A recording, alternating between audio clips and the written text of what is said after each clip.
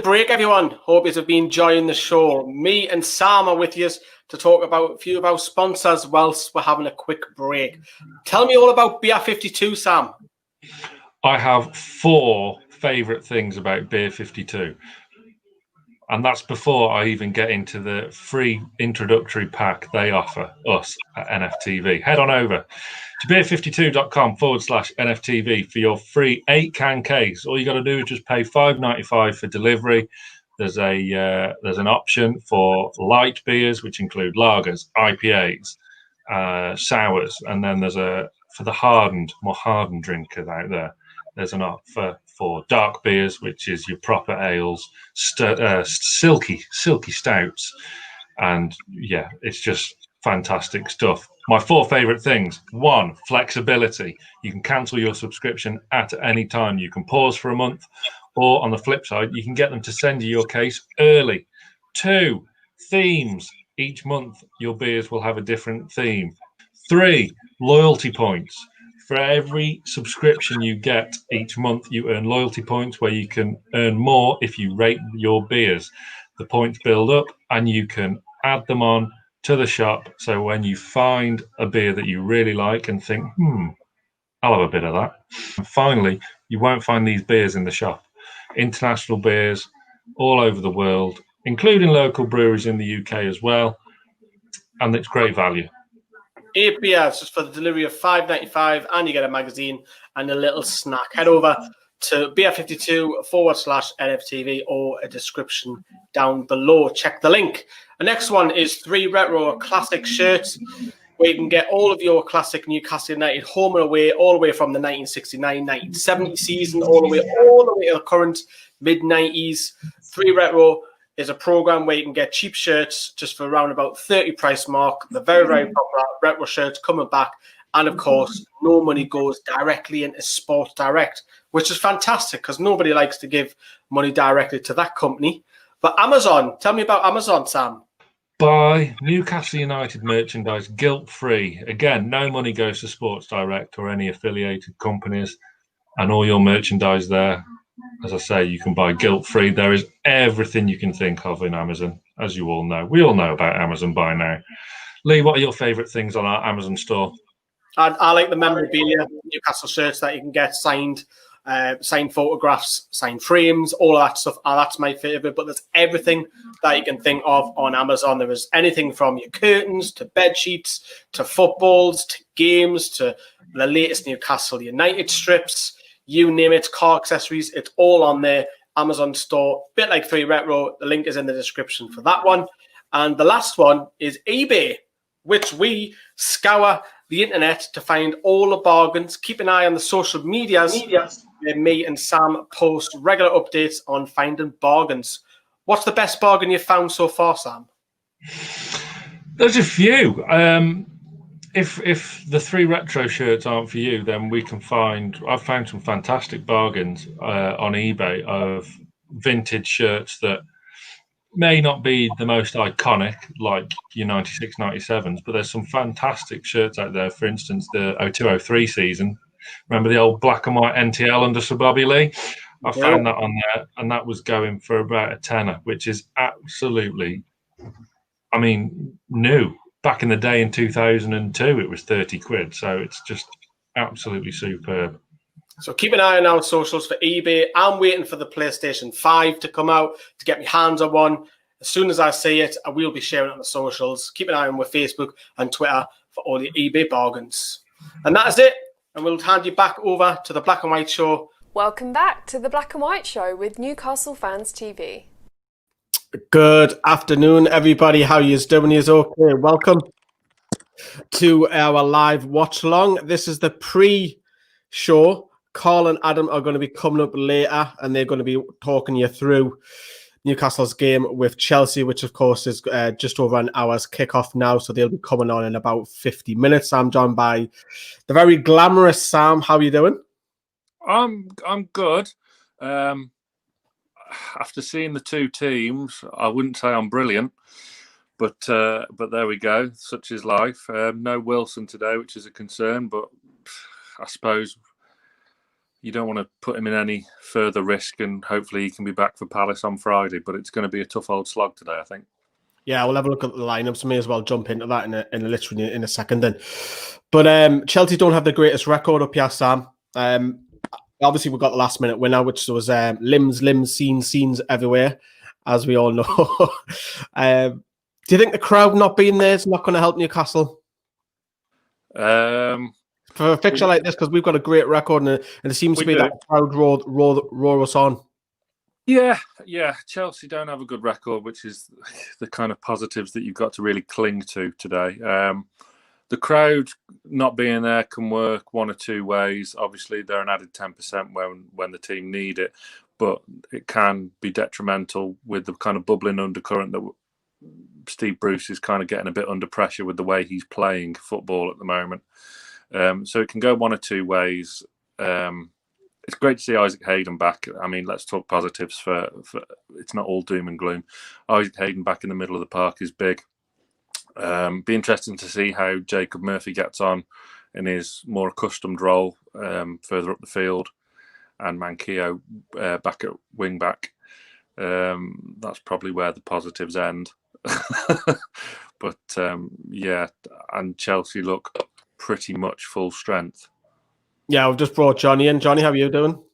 Very good, lads. How are you? I'm all right. I've only been up like literally 25 minutes, so I've had a bit of a late morning. These early kickoffs, it's not often we get these, boys. They're normally like 7:45s. Palace next week, isn't it? That's going to be a late one. Oh, Friday night, man. You can get your beers in, as Sam's done a run. Sam's had enough, hasn't he? No Green with the Mullen. I'm sure he's thinking that I'm off, yeah. We've got the Chelsea lineup in front of us there, Johnny. Yes. Pretty strong, isn't it?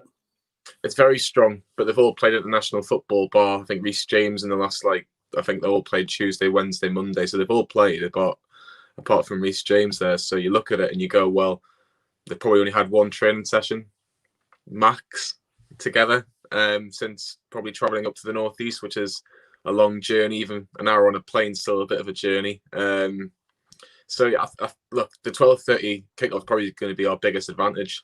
The fact that not many of our players have played at the national football, but they've got so much quality. Werner, Ziyech, Mount, Kovacic, Abraham. There's some quality players there. But Rudiger's hardly played for Chelsea this season. We've got to try and attack him as much as we physically can, ruffle him up a little bit. But it is going to be a tough game this afternoon. Where's the problem lies in terms of Newcastle up against certain individuals there? Because I think you've got to look probably straight away is Timo Werner, because the lad's in form. I know he's on the end of a 6-0 hammering with Spain, but Mr. Mulliner back. Having tech issues there, Sam. He's out and he's in and out. Timo Werner, what we're going to do with him, how we're going to stop him? Well, Kieran Clark's actually in for us, isn't he? So Kieran Clark, Lascelles, Fernandes, three brutes, if we're being brutally honest. We've got to just try to keep him as quiet as possible. Maybe just give him a little kick. Let's see if he really fancies it in the northeast on a mild Saturday afternoon. We've got to try not to give him space, because Abraham's going to be the focal point. He'll be trying to win flicks on, trying to bring people into play, getting the likes of Ziyech and Mount involved a little bit more. But Werner can play a little bit to the left-hand side as well. Sometimes he can go a bit more central, but I think with Abraham being there, I think Abraham will be the central point, and you'll see Werner probably going a little bit to the left-hand side, where he'll try and cut in. You got to look at the likes of Javier Manquillo. Obviously, he's in today, which I'm not too disappointed about. I think he can do a job, especially in a game against Chelsea where it is going to be five at the back for the majority of the time anyway. So let's see if we can try and keep him as quiet as possible. But I think Hakim Ziyech's the one I think is probably Chelsea's biggest threat, to be honest. I was just about to come on to him. We'll have a look at Newcastle's lineup shortly. But yeah, I was looking at Ziyech as well, because I think he'll play more towards the right. Yeah. And then cut in with his left foot, because he's got a hell of a left foot. Oh, he has. This is where Jamal Lewis gets tested defensively today. We've seen these praises going forward, and he has actually got a couple of good crosses in him, which is good for a fullback, because we don't get many fullbacks that have done that in recent years. But yeah, he's getting tested out defensively, and look, he's got some good experienced defenders around him, where I don't think he necessarily had that to the quality at Norwich last season. I think obviously Lascelles, Fernandes, Kieran Clark have all played Premier League football for a little while now. So, yeah, let's see how he gets on against them. But I still want to try and see Lewis trying to help out and create a little bit more going forward, because with what we've got going forward, I don't think we're going to create a lot of chances today. I really don't. I think Calum Wilson not being involved is a big, big miss. But yeah, Ziyech, we've seen what he's done for Ajax, and I know he's done okay since he's been in a Chelsea shirt. But I think you always see likes in the first season with players coming to a different league. Not many of them really hit it straight away. It normally takes them a good half a season to a season to really get used to Premier League football. And Chelsea have got that with the likes of Ziyech and Havertz in particular. Werner, it's just kind of starting to show bits and pieces. So hopefully it's another few more games until all three of them are gelling. Like I said, Havertz hasn't even made the bench today, which I'm a bit surprised about. But because I think he hasn't got COVID anymore. So I was a bit surprised that he hasn't been isn't involved in any part of the squad. But yeah, tough afternoon for Newcastle, tough afternoon for the defence. But if we can keep it tight and never know, might nick a goal early on and try and just sit back. Who knows? But it's going to be tough. Yeah, you look at our midfield against their midfield. Obviously, the key battles got Kante and I can't even say his name, Kovacic. And then you probably got Mason Mount, who's got a bit of a more license to try and come in, probably in from the number 10 midfield into number 10, because he's been given that role for England where he's allowed to move forward in centre midfield. Have we got enough quality now with Isaac Hayden back? Yes, Isaac Hayden being back, I think, just what we needed. Let's be brutally honest. We needed him back. I think he's still Newcastle's best central midfielder. Big afternoon for Sean Longstaff today. I really do think that. Yeah. Not been playing well for Newcastle. He had a good game against Everton, but I thought he was poor against Southampton. Gave the second goal away, didn't he? With spending far too much time on the ball. And he has got that in his locker. Unfortunately, he spends at least a second, maybe a second and a half longer on the ball when he needs to. He's not going to be given that time today. Kante will be like a rash. Kovacic is a very, very good player. He's going to have to be disciplined. But let's see if Sean Longstaff can do a job for 60, 70 minutes. And then John Joe Shelby's on the bench. Jeff Hendrick's on the bench. Can they do a job last 20 minutes if we might need to hold on, or bring Shelby on to get maybe a bit more creativity and see if we can nick a goal for 1-1 or get back into the game. So that's going to be interesting. But Kante, I think, in his position, is it any better in that position? You can argue maybe a Fabinho, Tiago. Maybe though Tiago can be a little bit more slightly further forward for Liverpool. I think Kante and Fabinho, you flip of a coin between who's the best out of them two in that position. Yeah, and we'll move to Chelsea's defence, then we'll move to Newcastle. Obviously, Ben Chilwell was talk that he might miss this game. Emerson probably would have came in, although he did play for Italy, but bit of a disappointing that he's in that lineup, though, because Ben Chilwell's improved his game the last 2-3 years, hasn't he, Johnny? Yeah, he's just going to bomb on forwardly. You'll see how far forward he'll go today. And the thing is, because Chelsea are going to get a lot of possession anyway, he'll have the license to do that. Look, we all know how good he can be. Let's see how long we'll have Sam for. Tech issues again, but no, I was on my. Do you know what? I can't explain. I was on my phone, which I'm using at the same time to cast from the BT Sport app onto my telly. So I think my phone had just had enough. So I'm on my laptop with this now, so I'm all good. Oh, good. No, yeah, we're just talking about Ben Chilwell, Sam. He'll bomb on, and I think you'll get more joy out of him than I think you will get Reece James today. I think Reece James will be probably a little bit more conservative. He might stay back as much, but Chilwell's crossing, and he has actually nicked a couple of goals this season. I remember one, is it Crystal Palace? I think Ben Chilwell scored in a 12:30 kickoff not too long ago. So yeah, he'll be a big threat. And I think how much did they pay him? 40-50 million quid. That's what you get when you pay. That's what you get when you spend big money. You'll get quality players. A lot of their attacks come from their wing backs, don't they? So Chilwell is going to be the big threat. Reece James is a good test for Jamal Lewis today. But yeah, I think you're right. We were just saying there, Sam, because he's got Ziyech as well, hasn't he? Yeah.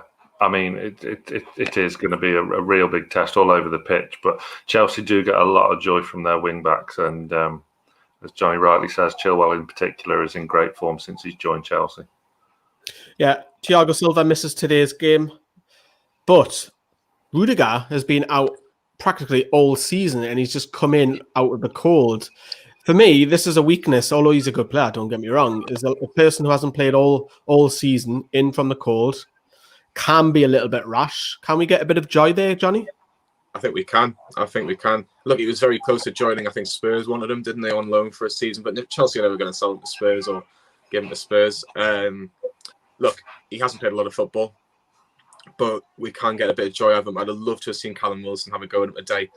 But if there's any small doubt in Calum Wilson not being involved today, I don't mind that, because when you look at the next few games that we've got, Palace, Villa, Fulham, West Brom, we need him to be fit for those 4 games. Leeds as well. Throw that into the mix. But going back to your question, sorry, Lee, yeah, Rudiger is going to be someone that, again, hasn't played a lot of football. Joe Linton's going to have a good wrestle with him today. Make it hard work for him. Like you mentioned before, he is a little bit rash, but he is still a quality defender at times. It's just you need to hope that he's got one of his off days in him today. But again, big day for Joe Linton. Can he do something? Because he showed him against Southampton in the last 15 minutes. He was actually quite good, and he got a good header, which McCarthy saved well. Nearly got us back into the game, which if we had got anything from that game, it would have been an absolute steal. But Tiago Silva is one of the best central defenders in the league, in my opinion, when he's fully fit and when he's had a couple of games in him. So the fact that he's not involved whatsoever today is it's brilliant. Yeah, let's move finally to the goalkeeper, Sam. Have their issues been resolved with Mendy coming in? It would seem so.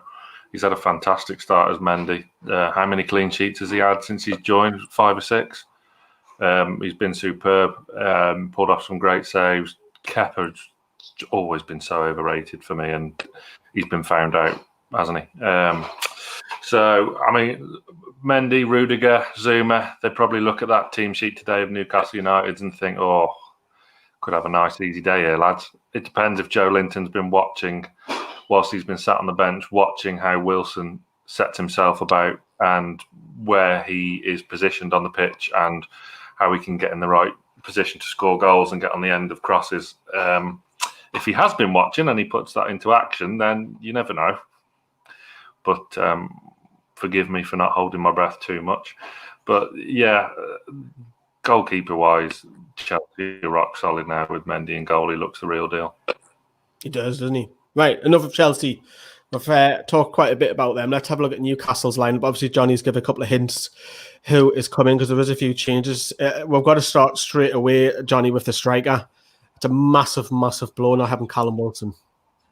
But if there's any doubt that he can't do what he normally does for Newcastle, then it's the right decision. Like, this isn't a game where we're not expecting to get 3 points, and probably not even 1 point if we're being honest with ourselves. Our big games, unfortunately, at the minute are against the likes of Crystal Palace, Fulham, West Bromwich Albion, Leeds United. We need points against them to keep ourselves above water, which we are at the minute. We've got a nice little gap of about 8 points to the bottom 3. And that has to be our bread and butter at the minute. If he was to pick up an injury, another hamstring injury, he's out for 6-7 weeks, and he misses all the Christmas games, are Newcastle going to still have that 8-point gap from ourselves to the bottom 3? I don't think so. Would I have gone with Joe Linton? I probably would have gone with Joe Linton over Andy Carroll today. I think Andy Carroll's something that you can bring with 20 minutes to go, and maybe cause a little bit of bother. But Joe Linton has got to do more with the chances he's got. If he gets any chances today, he's got to put them away. And I know that we've probably been saying that for about a year and a half, and I know he's only scored 2 Premier League goals for Newcastle since he's been at the club. But I just see little signs of confidence with him. You look at the last couple of games where he's came on, he's done okay. Better than what we normally get with Joe Linton anyway. So if he can kind of rediscover what he did against Southampton in the last 15 minutes, and if he can kind of galvanise from that, saint-maximin Murphy have got pace. They've got pace and they could frighten Chelsea on the counter-attack. He's got to get his chances today because he's not going to get many. He might get 1, 2 max a day. How far is Dwight Gale away? Was something I was just thinking about last night. Was Dwight Gale, could he have been on the bench? It could only be surely a couple of weeks away now because he's in training. Yeah, exactly. So you've got Gale, you've got Carroll. Carroll, again, would you have started him? I think if you'd started Carroll, it could have been a little bit like the Man City FA Cup game where he probably wouldn't have been able to do much. He'd have been a nuisance, but I don't think he would have done a great deal. I think Sam prefers Carroll over Joe Linton, don't you? Possibly to really have a go at Rudiger and Zuma.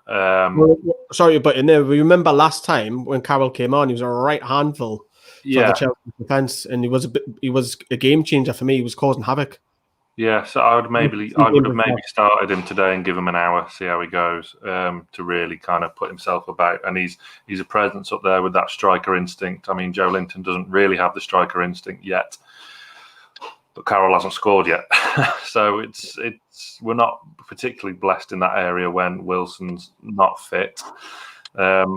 Hendrick gets dropped, which is a positive today. I mean, we all don't dislike Hendrick, but he's a squad player and nothing more. So it's right that he's been taken out of the squad because he's in horrendous form. Nice to see Hayden and Longstaff resume their partnership, which was so promising under Rafa.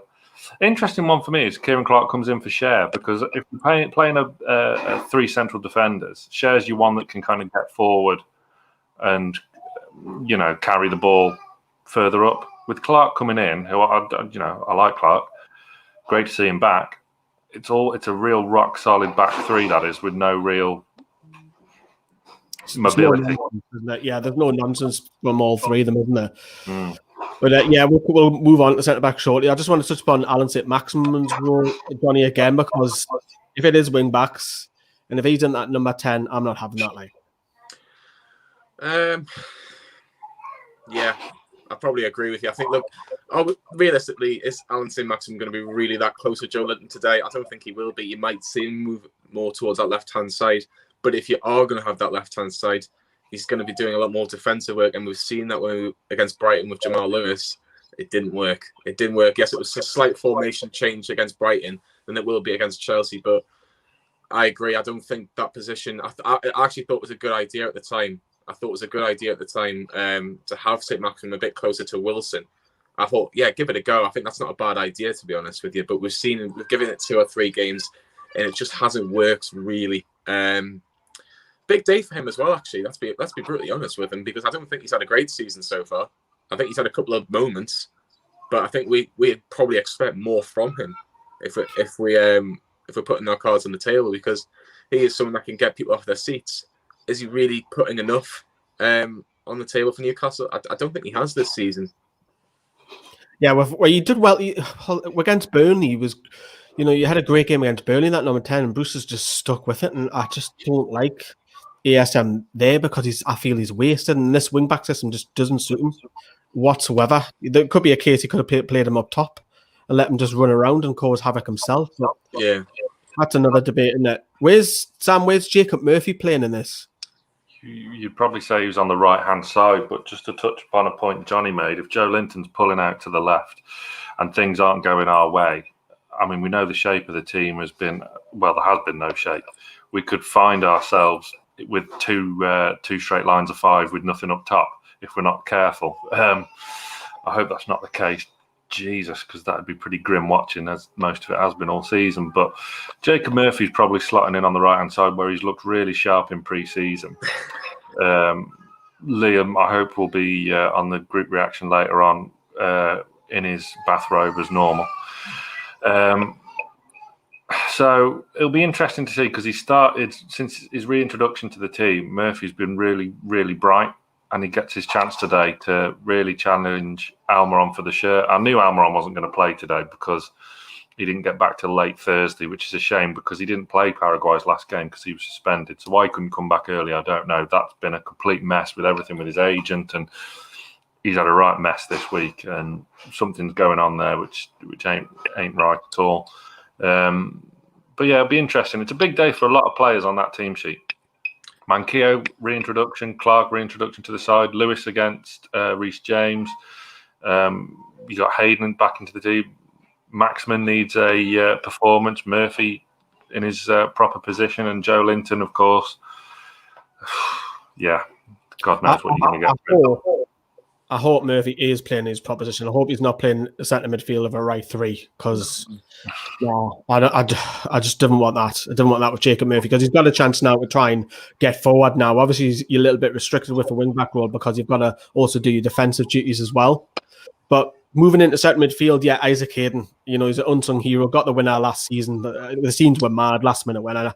That's not what he's known for, of course not, but it's so good just to have him there, protect the defence, Johnny. He's a huge, and it's only Newcastle fans that really appreciate him. Best centre midfielder at the club, in my opinion. I've been saying this for a good 18 months, maybe even nearly 2 years now, ever since obviously he had that bit of bad time with his family and just obviously he wanted to leave. For me, he's got to be the number one man in the middle of midfield because he, on his day, defensively does such a good job for us. He is our enforcer. He's got Sean Longstaff with him today. We've talked about it just before. It's a big day for Sean Longstaff, in my opinion. He needs to pull out a good performance. I hope he does. Isaac Hayden helps Sean Longstaff, as Sam mentioned before. He seems to get the best out of him. Hopefully he can today, and we get a good performance out of our two central midfielders, because if we're giving Isaac Hayden and Sean Longstaff 6 and 7s out of 10s, or maybe better, then Newcastle will definitely have a point on the board, in my opinion, today. But we've talked about the battle with Kante and Kovacic and Mount. It's going to be very, very difficult. But Sean Longstaff, Isaac Hayden, come on, give us something today where we're going to go, yeah, do you know what? That was just what we needed. That's the sort of performance we needed today. But it's going to be interesting. I just want to quickly touch about Almiron and his agent, by the way. Would any of you be that bothered if Almiron left? Because I don't think I would be. I wouldn't be, because defensively he's very good, but that's not why we brought him in for. Mm-hmm. I looked at a stat, I think it was on the Chronicle, where he's got something like 3 assists and 7 or 8 goals since he's been here, which really for attacking 10 or left winger, right winger, not great stats, is it? But Newcastle are a very, very defensive side. Even saint-maximin stats aren't great, to be honest. Yeah, but if we could, I'm just saying, there's better players available in my opinion. If you sell Almiron, you're going to sell him for bigger money anyway. I think it's worth the hit personally. Can we get a replacement for similar kind of price though? That's the golden question. I think you can.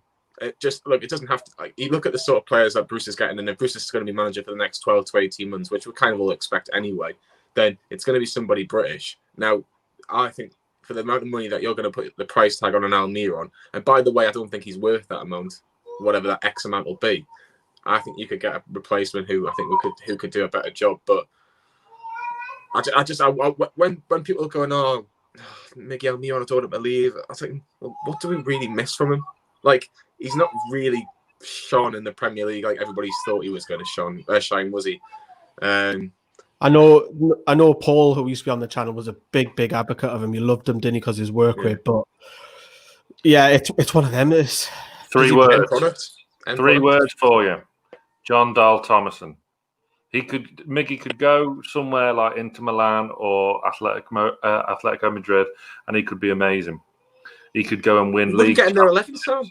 Yeah, you don't know because we haven't seen the best of him. Our system and how we've played football just does not suit that lad. He's having to work overtime defending when he should be charging towards the freaking goal, not having to scrap and tracking back the likes of Adama Traore just to hold firm.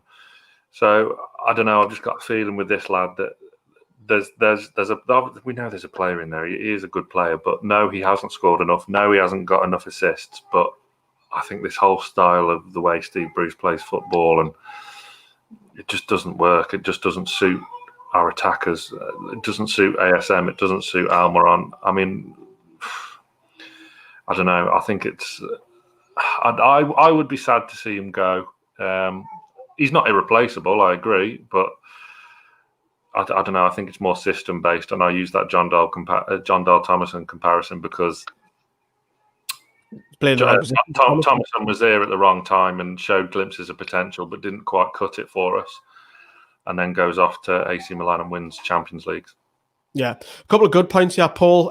Defend. You think it's going to be a park of the bus system? So I'll come to you, Johnny. Is it park of the bus, but also is it a 5-4-1 or is it a 5-3-1-1 with saint-maximin in the 10? 6 and 2 threes. It really is 6 and 2 threes. I think it's probably going more 5-4-1, and Joe Linton's going to be isolated like Calum Wilson is every game. The only difference is Calum Wilson seems to find a goal, and Joe Linton won't. or he might not, shall we say. Hopefully you can say it's wrong, but look, it's going to be a 5-4-1. Saint-Maximin's going to try and help. Jacob Murphy's going to try and help, but can we get a 0-0? And can we keep Chelsea out for 90 minutes, or can we nick one like we did with Isaac Hayden last year? But yeah, it's going to be a tough watch this afternoon. I'm not expecting it to be 4-3 or 5-4 or anything like that in Newcastle today. But you bet on mate. William Hill are quite good at bets, aren't they, Sam? No. You'd be very, very rich men if that came off and you're brave enough to put that on. Exactly. Yeah. But So sorry, I think it'd be a 5-4-1. Sorry, to answer the question. Yeah, we've talked about the attack and threat. We've talked about the midfield. Sam, you've hinted on Kieran Clark coming back. First of all, I know you're a big fan of Lejeune and all that. We won't get into that argument, but it's bloody brilliant to see Kieran Clark back. Yeah, it is. I thought Lascelles might be under pressure for keeping the shirt and the armband. Fernandes, he's been rock solid, but has had a poor performance here and there lately. I'm surprised that Cher's the one to drop out, because he gives you that ball carrying ability and lets you get up the pitch when you're playing so defensive. Clark is good at getting his head on things from a set piece. I don't know, it just looks very, very rigid, that back three, and whether or not we're going to see. I mean, they're going to have the hands full with Abraham and Werner up there, and the great attacking threat Chelsea have. So maybe that's what Bruce has had in mind. I was just surprised that Cher was the one to make way for Clark. Yeah, I think, unfortunately, Lascelles, I don't want to say he's not undroppable, but because he needs to be dropped. True, but because he's got that captain status, that kind of makes him play, which, you know, it shouldn't be the case, because he could give the armband to Fernandes. So I generally feel he's a better leader on the pitch. I mean, Isaac Hayden for captain. I think Fernandes personally. Fernandes is probably a natural shout, but I think Fernandes on the pitch is much more of an organizer. Obviously, Jamal's probably off the pitch a lot more, but yeah, we'll see how the wing backs go. I want to talk briefly about that, Johnny, before we get a couple of clips from Matt. You mentioned earlier on Jamal Lewis is going to be severely tested. Do you think Javi Manquillo will be? Do you think it's a big day for both wing backs, but also for the likes of whoever's playing right midfield? If it is 5-4-1 Murphy, and if it is Alan Saint-Maximin playing over the left, hopefully it is, but I don't think he'll track back. We're going to be doubling up. Do you think it is going to be very defensive? It's going to be ultra defensively when you play like the Chelsea, Man City, Liverpool. I'll even throw Spurs into that mix the way they've been started this season. It's going to be a tough afternoon. It really is. Manquillo in particular hasn't played a lot of football recently. He started the season with a few games, but look, it's going to be tough for Manquillo. It's going to be tough for Lewis, but defensively they just need to do a job. If you look at that right back slot, could Jacob Murphy could have done that today? I don't think so. I think Manquillo would probably been a better player for today. Obviously, Kraft's on the bench. Should he have done any better? I'd have rather had Manquillo over Kraft, in my opinion. I know Kraft's more of a centre half when we look at the things, but he's not great at either. But yeah, it's going to be a tough afternoon for Newcastle defensively. They just need to be solid, resolute. The worst thing that could happen to Newcastle today is that we can see in the first 5-10 minutes. If we do that, it could be a long, long afternoon. But it's going to be tough. I'm going to have to head off because I've got like 15% battery in here. I'm going to charge my phone for later on. But I'll say prediction, I'm probably going to go 2-0 Chelsea today, lads, unfortunately. Oh, God. Christmas is coming. Scrooge is here. Go on, Scrooge, we're off. Right, so, we'll see you later on for the videos. Yeah. Later. See you later. How are the lads? Right, and Sam, as Johnny tries to disappear, are you staying with us, Johnny? I'm trying my best. There we go. Right then. Okay, we've got Carl and Adam coming up in the next probably 10 minutes or so. But before we do that, I've got a couple of clips coming from Matt and what Matt said about Chelsea. Just to stretch this out a little bit so you're not sick of hearing from me and Sam. We're coming up against a tough opposition. And speaking of the opposition, let's touch on them and their form this season. So they're currently sitting at the top, near the top of the table, not quite at the top yet, although they could go top with 3 points against us. And they've had a fantastic start to the season. They're only not top because other teams have pulled off a few more wins instead of draws around them. But if we have a quick look at some of their results across all competitions this season so far, we can see how well they're doing, having only lost one in all competition. And that was against Liverpool of all teams, obviously a very tricky team to play against. They could go top, like I say, with 3 points against us, and they've got the joint best goal difference in the league with Tottenham, and they have scored the most goals this season with 20. I know that's surprising considering that Tottenham have bagged 6 against Man United, but that's just how things go. Like I say, they got the best goal difference in the league, and they've also got a rock solid defence, and that is down to obviously them spending a lot of money in the summer transfer window, spent over £200 million on new players, and sometimes gambles don't pay off, as we've seen with Joe Linton so far, but it seems that the investment at Chelsea is going in the right direction, especially at the back. They were a bit unsure at the back last season, and they've targeted a few players to shore up that defence. They've conceded 3 goals twice this season, 2 different goalkeepers in goals for those games. One was Willy Caballero, who's obviously long past his best and probably 3rd, maybe even 4th choice goalkeeper at Chelsea now that Petr Cech's come out of retirement. And obviously Kepa Arrizabalaga, the world's most expensive goalkeeper, believe it or not. He conceded 3. I believe that was against Southampton, obviously a few errors from him there. So they decided to bring in Edouard Mendy from League One. Obviously, Newcastle fans familiar with the French league and how players can perform from that. And he has absolutely transformed this Chelsea side. He's had 4 appearances in the Premier League and kept 3 clean sheets, conceding 1 goal in 1 game. And in all competitions, he's had 8 appearances and kept 6 clean sheets. That's incredible for a goalkeeper. And obviously, he's got a good backline in front of him now. Tiago Silva coming in from PSG, that captaincy, that experience to marshal a backline, and obviously Kurt Zouma looking in form this season as well. But the man I want to focus on that could be dangerous if he's fit to play against us is Ben Chilwell. Obviously, England's starting left back. He's been a nuisance for us in the past, and he was fantastic at Leicester as well. In the Prem, he's had 5 appearances this season, chipping in with 2 goals and 2 assists going forwards, as well as keeping 3 clean sheets at the back, which is not bad. But like I say, he might not be fit to face us, which would be excellent, considering that we might struggle against this Chelsea team. I've seen some Chelsea fans suggesting that Emerson might start at the left-back position, who's maybe slightly more attacking-minded and slightly weaker defensively than Chelsea. So we'll see if we can exploit that come Saturday afternoon. Timo Werner bagged 2 goals against Ukraine, a tidy little brace for him, although they were both inside the box finishes, which we're so accustomed to seeing him finishing now. Hakim Ziyech as well from Morocco, bagging 3 goals in 2 games and chipping in a couple of assists as well. He really looks like he's picking up his form this season. He could be a one to look out for to unpick our defence. And even N'Golo Kanté was chipping in with goals as well. He scored against Portugal in France's 1-0 win in the international break. And we are back. Thank you very much for Matt for that. Sam, I see your little one running around. Is he popping on? Charlie, do you want to come and say hello? Hello. So come on. Yeah. Hello, Charlie. Say hello to the world. Hello to the world. When you start Newcastle Baby TV up? We can start Newcastle Baby TV. Yeah. Who's going to win today? Newcastle Baby. Newcastle going to win today. There you go. You've heard it here first.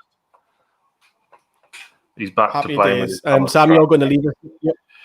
Yes, I will. You're be going to leave us replaced now, aren't by you? the wonderful Adam. So I will see you all for the post-match vids after.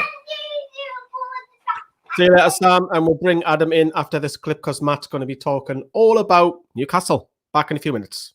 What I think is the worst defeat we've had this season to Southampton might not have been in terms of the scoreline, but in terms of performance, we just absolutely capitulated there, and I can really see us struggling against this Chelsea team. However, in the past 10 years, I was looking back, obviously when Mourinho managed Chelsea, he always used to hate coming to St. James. It was a tricky ground for him to come and win at, and obviously we've had some memorable games in the past against Chelsea.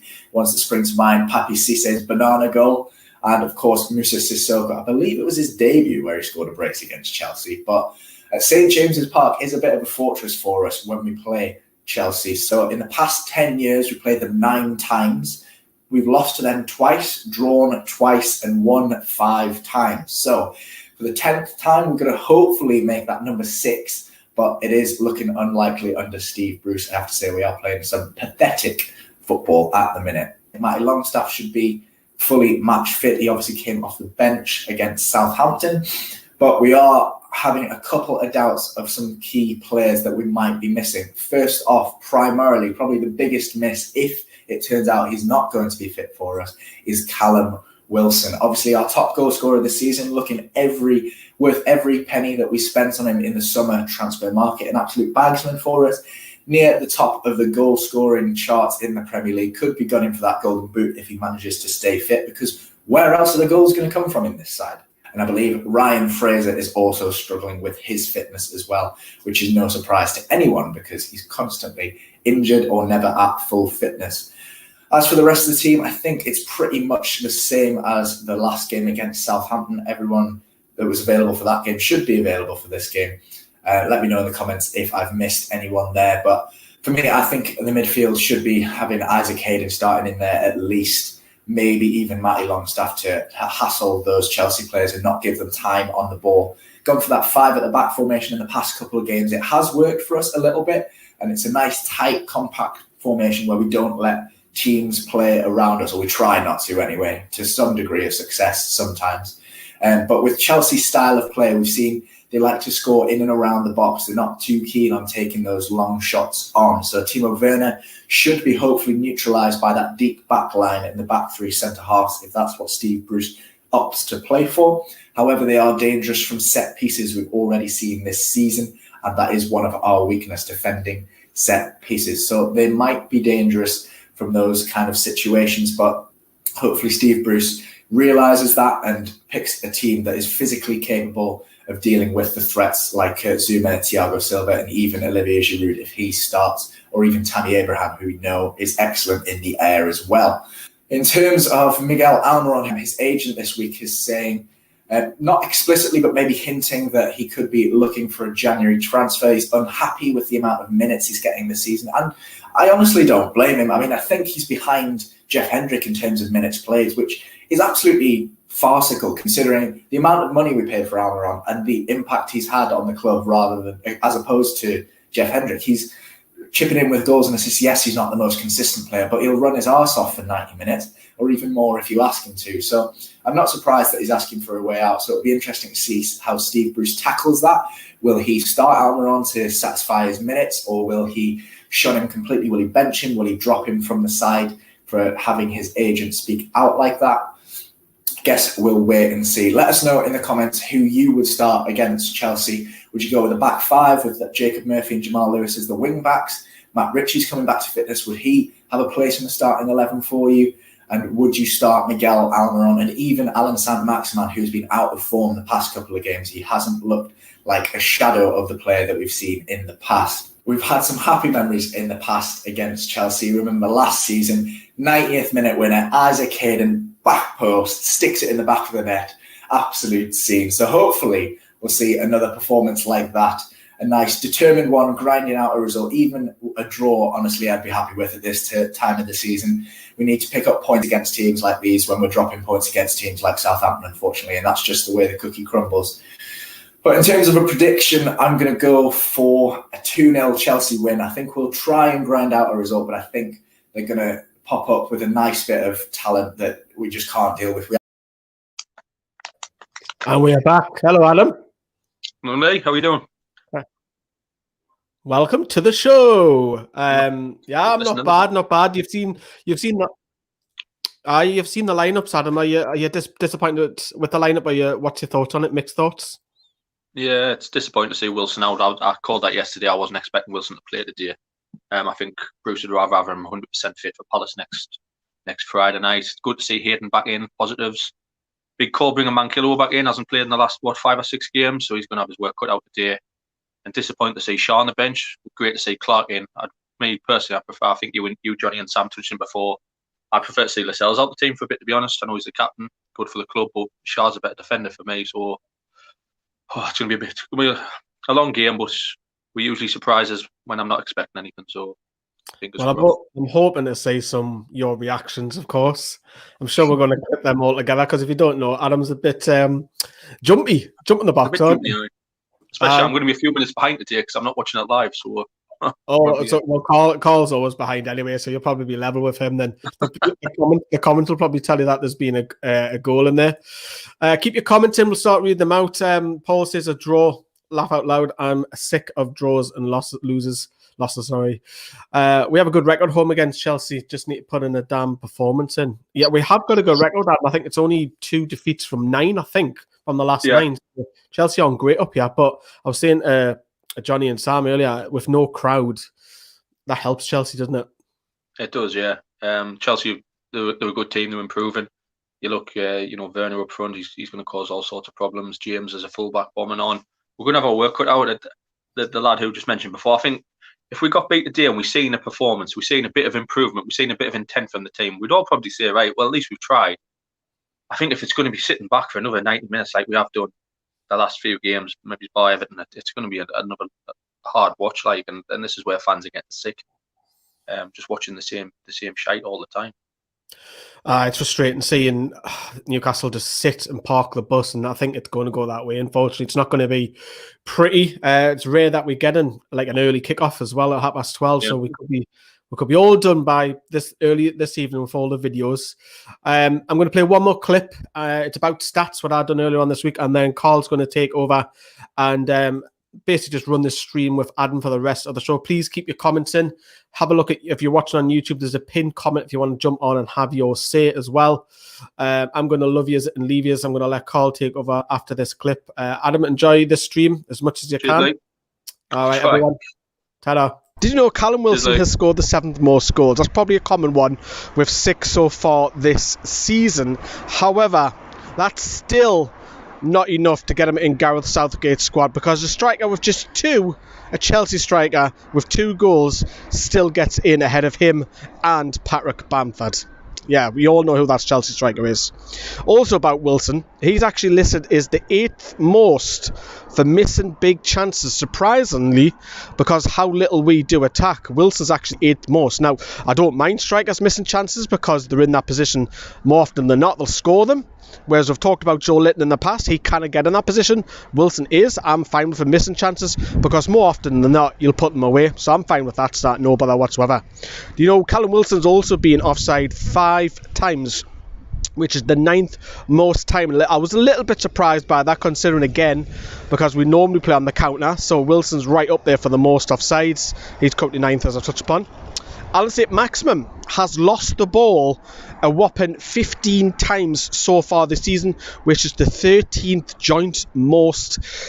Again, that's not surprising because the amount of success that he does have. Of course, he's going to get tackled because he dribbles past players left, right and centre. We know that.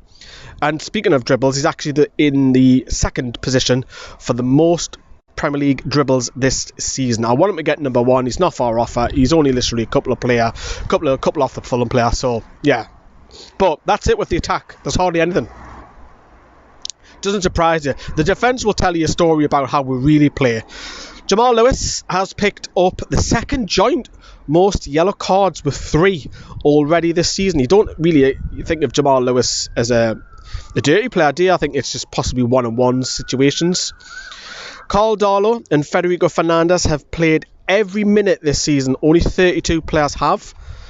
Again, Darlow, of course, it's Bravka's Inter. That's no surprise with the goalkeeper, but Fernandez has played every minute, and he's a rock at the back. Speaking of Fernandez, he is top of all the Premier League players this season with the most clearances. Again, this probably tells you a little bit story about how Newcastle are playing. He's up there with 44. And his captain, alongside him, is joint 8th with 32. So both of our centre-backs are in the top 8 for clearances. Defensive football, hello.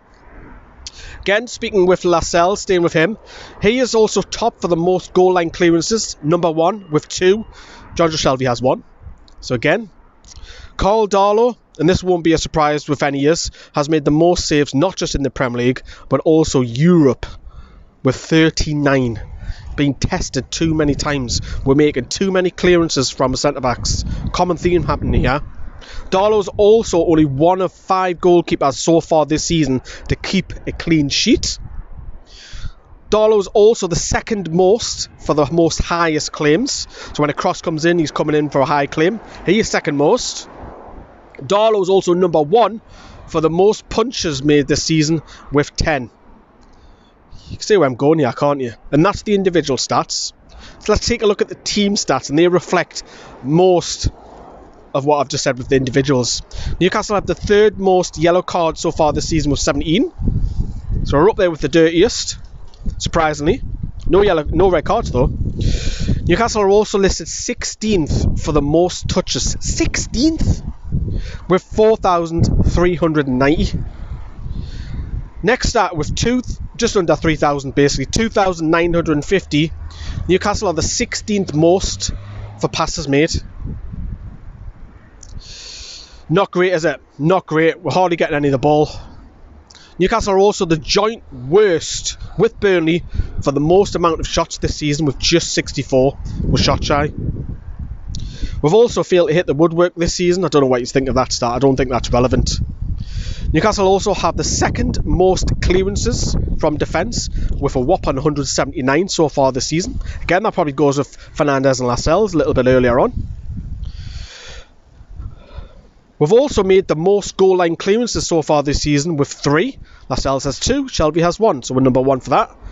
And we've only kept 1 clean sheet so far this season. Just 1. Have a guess who that is? Commenting down below. Let me know what you think of them stats, because those stats reflect on how we are playing at the moment. Men behind the ball, clearing it, playing on the counter. We've hardly got anything going forward in the attack. That tells its own story with the way we're playing football under Steve Bruce. It's not pretty to watch. We've got Chelsea next. We'll see how that goes, eh? Good afternoon, everyone. How are we? God, an early kick-off. I don't know what to make about that, mate. How are you? I know, I'm sober for a change. Mate, I'm literally just looking at some cans. I'm like, I don't know if it's too early to start or not. No, not for me to say. Line up then, mate. What do you make of it? You feeling? Yeah. It's going to be a long game again, isn't it? I mean, we've done, 4 or 5 of these now. We've said to see it every game. Good to see Hayden back in. I'm sure everyone will agree with that. Disappointed Shah misses out, me personally. I think it's time Lascelles had a bit of a spell on the bench, captain or not. And obviously, Big Joe up front. If we didn't have much of an attacking threat to start with, we've got even less now. We sat here and said similar against Everton, Calum, so hopefully we put some sort of similar performance up, but I'm worried about the TIM. I think if Chelsea scored the first 15, 20 minutes, it's going to be a comfortable 2 or 3-0 win, but we're getting very little of the ball. So. Definitely, mate, definitely. I'm very, very worried about it as well. I think I've seen Johnny and Sam and Lee having a brief chat about the likes of Longstaff needing to step up. What do you make of that? What do you think he needs to bring to the table today, mate? Yeah, he needs to start playing well consistently. This is the 3rd game in a row he's started, I think. He's not offering enough. I said at the end of the Southampton game, he's not good enough at the minute. I want to see him do well? Of course I do, but he's going to have to pull his finger out. Like, God knows where his brother is and all. But since he got that 2 new fucking deal, I've never seen him. I know, mate. I know. Mike, thank you very much, mate. I hope you're well too. Good to have you back in. Yeah, it is going to be a tough game, mate. It's definitely going to be a tough game. But I'm looking at the pre-match show as well. The likes of Rob Lee, of course, we're talking about us having a good record at home against Chelsea. So obviously that is in our favour. But that being said, it's a very weak lineup, isn't it? We're going to miss Calum Wilson massively. But I do agree with what everyone said. You know, if he's got a knock, he needs to be rested at the end of the day with the run we've got coming up. Yeah, we want him fit for Palace next Friday. A game we could arguably compete a bit better in, even though Palace are a good team as well. But you look at Chelsea's team as well. I mean, they've just got quality all over the pitch. Ziyech, Werner, Abraham starting. Chilwell, great fullback. Matt touched on that in his video. He's a great player, Chilwell.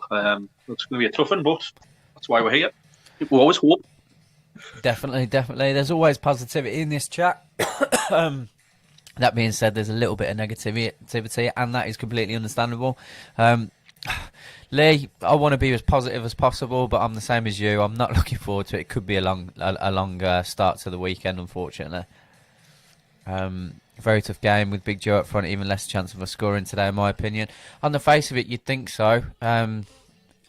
He's not a striker, is he? Regardless, he's just not a striker. So, what I'm hoping to see that gives us a bit more threat. I'm hoping Saint-Maximin's a bit more wide for the counter attack.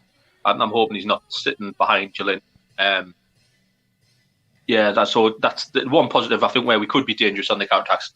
ASM, hopefully, I won't second guess Bruce until I see them running around, but he's playing a bit more out wide. Yeah, he's got to be, hasn't he? Because he's just ineffective in that 10 role, unfortunately. Especially, with what we've seen of him with Calum Wilson. Whether that would be different if he was sat behind Joe Linton, I don't know. Because, to be fair, one thing I do like about Joe Linton, he's quite good at... he should be good in the air because of his size, his pure size, but he's not bad at holding the ball up. But even so, when Calum Wilson has had those opportunities, Maximin hasn't been making the runs off the back of him, has he? No, he's been nowhere near him. No. He's found himself out the team for the first time in over a year.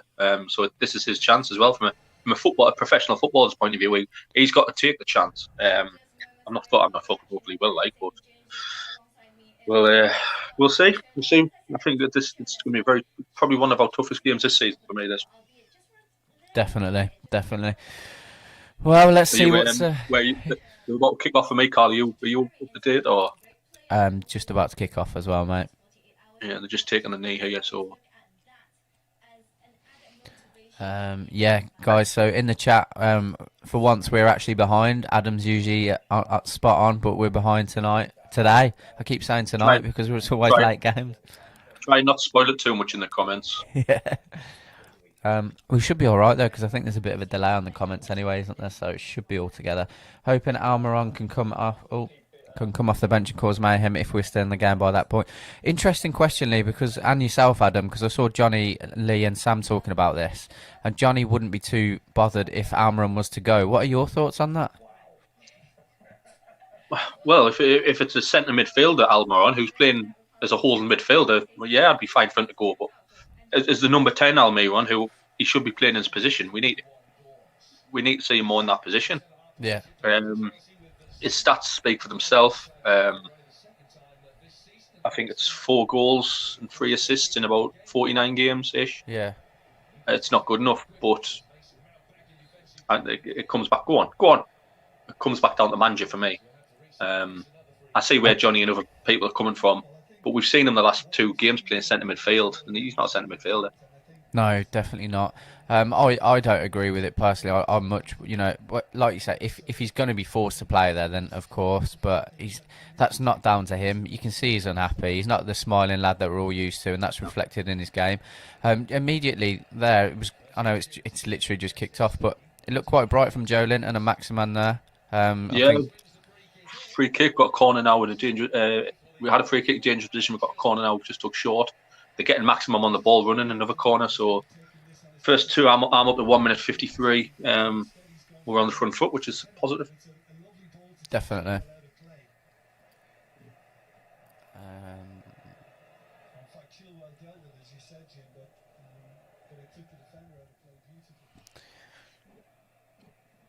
It's one of them games. I say we could just.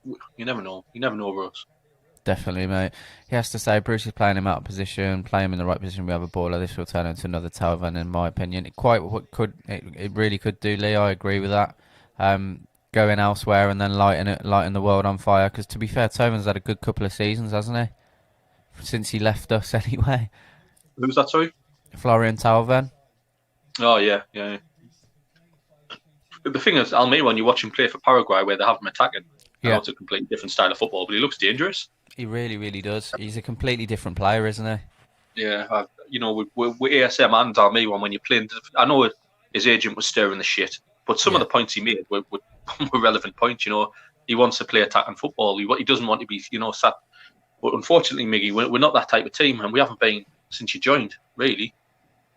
You can't just go in the huff because he's being dropped to the bench. That's the manager's choice, whether us as fans agree or not. And if he wants to be that type of player, we're best get rid of. I would have liked to see Almiron come out and make some sort of statement saying, that's not how I feel. But I don't think his future's going to be on Tyneside. To be honest, I don't think he's going to be here the next year. No, I feel exactly the same, mate. To be honest, I really, really do, which is a real shame. A real shame. I'm glad that I'm not going to personally attack Jeff Hendrick, but I'm glad he's not playing today. I watched him for Ireland against England and was it Wales last week? Yeah. He was absolutely shocking. Shocking. Yeah. Holy do you know what it was, mate? I thought Darlow's just fucking kept us in it. I thought because I think I was the only one in the group for the first 15 minutes. I thought against England anyway. I thought he looked all right, and then he was just completely off the boil. And he's been terrible since I even said anything. So I just decided to shut my mouth. But yeah, I'm glad he's not playing as well. I'm like you. I don't want to personally attack him at all. I don't know who got caught in possession there. I think it was Mankilo. Which you touched on before. He hasn't played in 5 or 6 games, which we've questioned, and now he's all of a sudden chucked into this game. It's an unusual one. Yeah, it really is. It really is. Just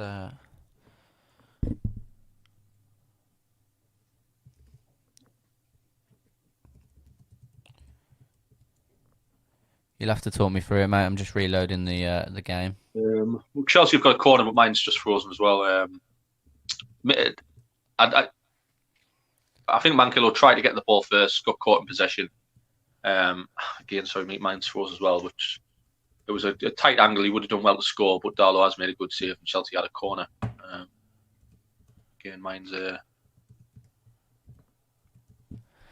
technical issues. Keep us updated in the chat while we sort it out.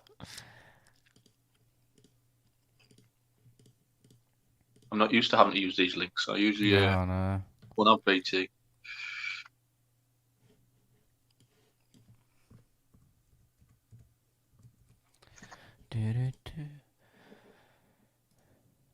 Sonny, how are we? Hope you're well. Hendricks is a liability, methinks. Mike, I can't really disagree with you right now, to be honest. I mean, when we signed him, some of us were quite critical. I know Lee was, I was personally, and you get criticised or don't judge him before balls kick. There's a reason Burnley let him go. And what worries me, is there anything else he's got to bring to the team, the club? It's not really. He's shown us what he could do. His game against West Ham was his best one. And he was playing right midfield there. He looks even worse centre midfield. Yeah, he really, really does. He really does. Come on, boys. Score predictions, mate. I said before the game 2-0 to Chelsea. Yeah, I haven't really changed my mind on that one.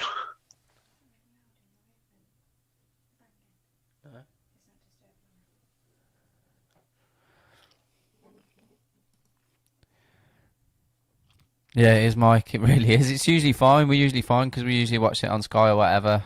But yeah.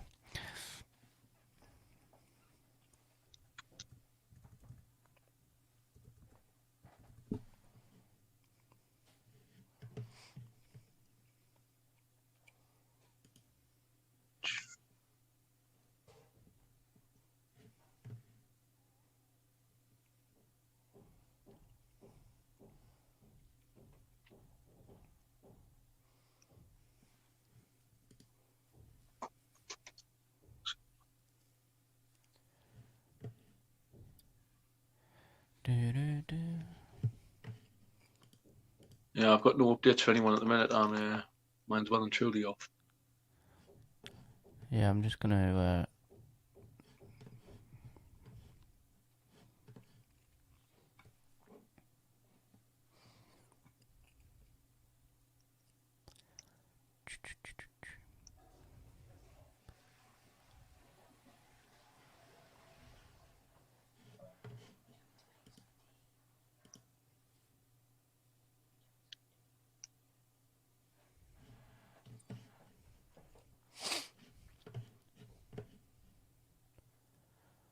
What a nightmare. I know.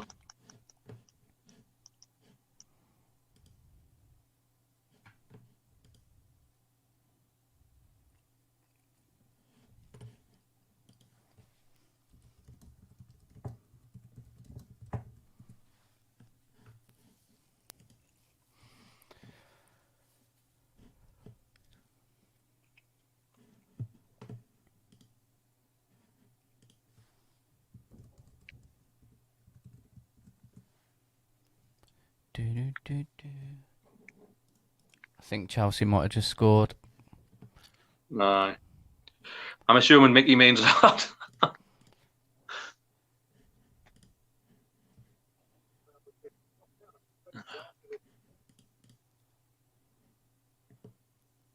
It wouldn't surprise us.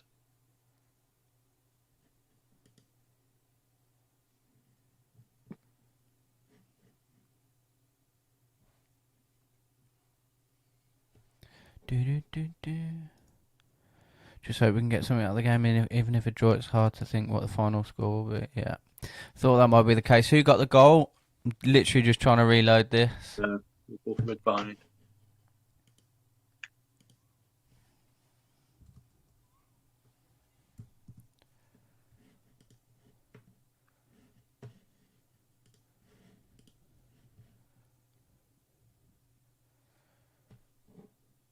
Fernando's own goal. Fucking hell. Shock.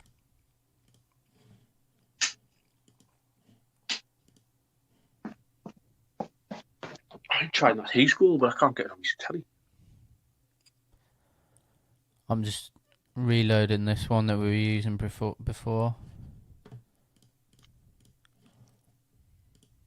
Well, anyway, it's 1-0 down after what?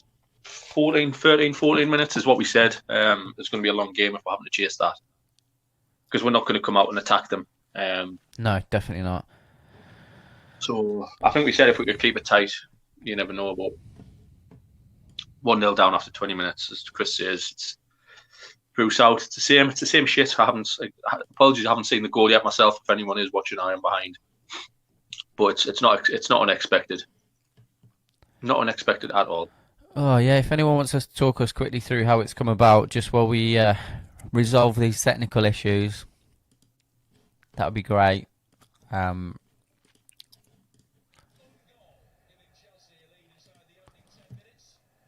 I've just reloaded the one I was using before. I've used link number 4, mate, if that makes any difference.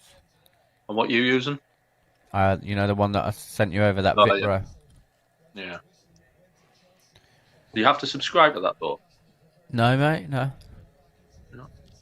No, what it'll just keep throwing. It will throw like 3 lots of ads up. And then you just keep clicking off them, and then it'll work. Oh.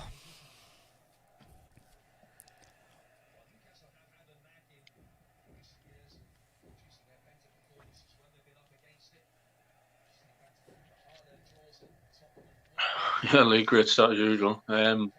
So frustrating, honestly. Usually after an international break, I'm absolutely bouncing to get back to watching the football. Short corner played in, across the box. Fernandes puts it in. Sounds like a.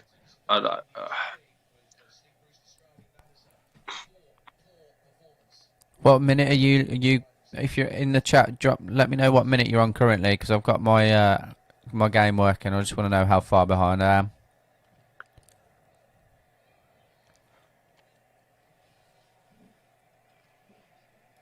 Lee, Darlow, our only decent player again. He's probably our player of the season already. Yeah. Keeping them off the first half an hour, in my opinion, something we do. Yeah, again, Lee, just climbing a massive mountain as we always are now. See how Bruce responds. Again, I keep saying it's a big game for him because the fans. He's lost most of the fan base now. There's the odd person who's still sticking up for him, but I don't know how we keep going through this before we're really dragged into a relegation fight. Yeah. 14th minute, okay, I'm just a little bit behind, that's fine. 35th minute. Get off the stream, you clown. Oh no, Paul, I've got some beers so I could enjoy it, but I think I'm going to end up drinking them just to drown my sorrows before it's even finished.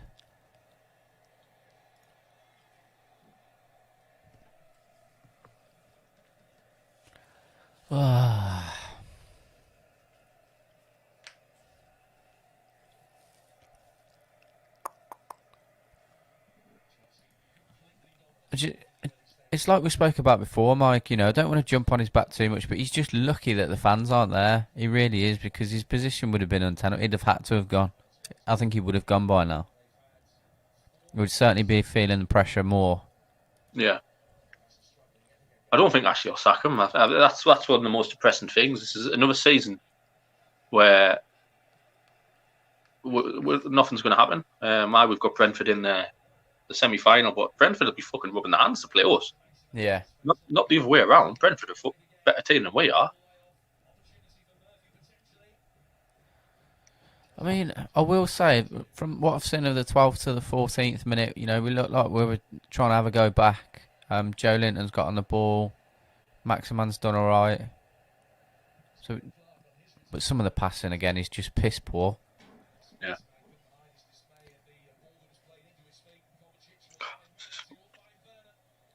I agree with you, Lee. I think we've spoken about that before, but I think Adam made a good point, which is previously we're not sure he would come, to be honest. Why would you? Yeah. Same old, isn't it, Graham? Same old, mate. One player in the box when we get into advanced positions. It just doesn't change. And people can talk about square holes and round pegs and whatever, but, it's football. Yeah. It's not hard to get people into the box. It's basic tactics, that. Yeah. Basic tactics, and especially if you're counter-attacking. You need players in there. What's the point in playing football?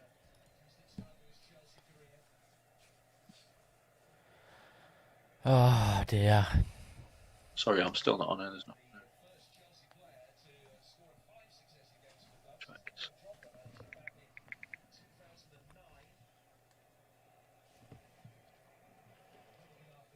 It's the same old, as we've said, it's so predictable. And if us as fans, I've said it week in, week out, if us as fans can say how predictable it is, how can world-class scouting teams like Chelsea will have?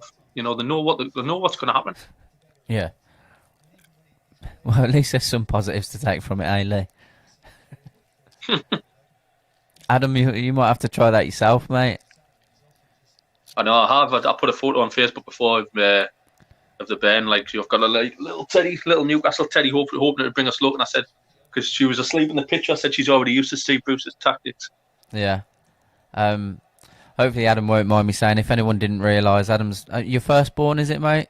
It is, mate. It is. Yeah. Adam recently had him and his missus had their first child last week. Last week, she had 9 days old. I'll get wrong if it's wrong, but I'm pretty sure. Mate, that feels like that's gone quick already. So we can give him a massive congratulations. Yes, thank you. We appreciate that. Yes, I think I had about 2 hours sleep last night. So really, she won't sleep in the night.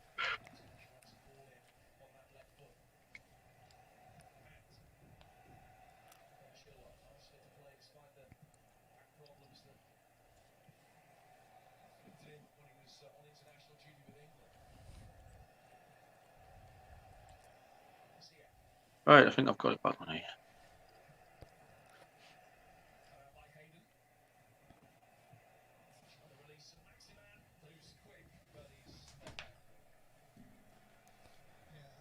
Cheers, Mike. Appreciate that. Sleepless nights. I know people pick up these like fucking dodgy channels and that. I'm glad I don't have the patience to deal with them every week, mate. Yeah, I know. I've just looked at that goal and it was pretty shocking. Yeah. Is anyone at fault? Like, is Fernandez at fault, or is it? From what I saw, it didn't. From the angle it showed, I didn't really see enough of it. It was a close-up one. I think they were looking to see whether there was a push on Fernandez, maybe. Right. In the back.